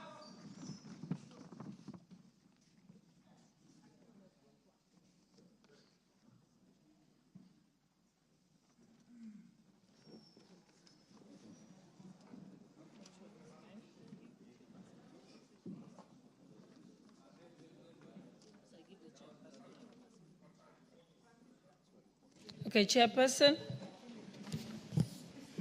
you may move the report.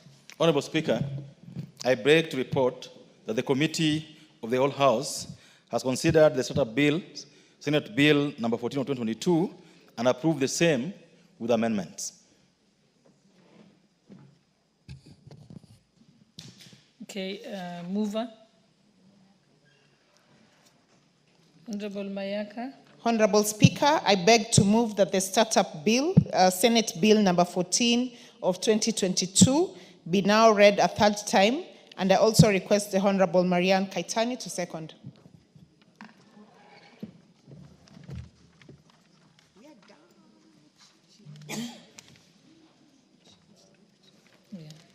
I think this is a very good bill. I second. If you can just take that again. Yeah, where you say I beg to move that the House do agree.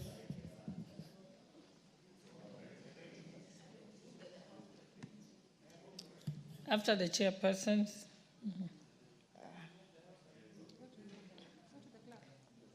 Yeah, you beg to move that the House do agree with the committee in the said report. Honorable Speaker, I beg to move that the House do agree with the committee on the said bill, on the said report. And I request the Honorable Marianne Kaitani to second. Honorable Kaitani. I second.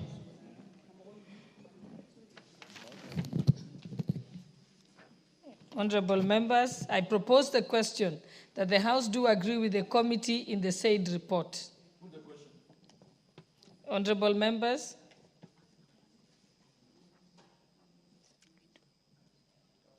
Yes, check.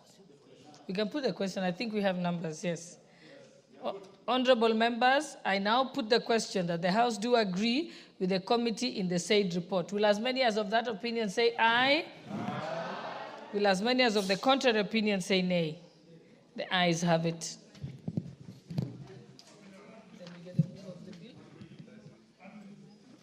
Honorable Mayaka, mover of the bill. You can move it third reading, yes. Okay.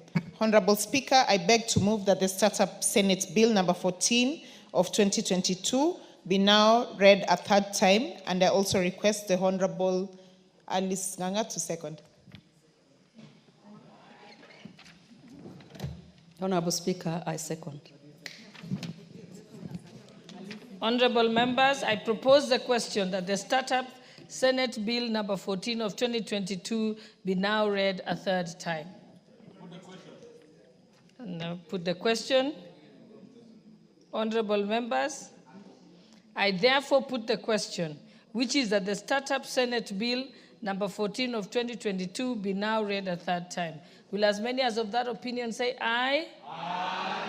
Will as many as of the contrary opinion say nay? The ayes have it. A bill for an act of parliament to provide a framework to support growth and sustainable technological development and transfer, innovative entrepreneurial culture, to create an environment for innovation, to attract talent and capital from Kenya, to recognize and to support startups, incubators, accelerators, and for connected purposes. Okay, honorable members, and the time now being 6:15 p.m., this House stands adjourned until Tuesday, 11th February 2025 at 2:30 p.m.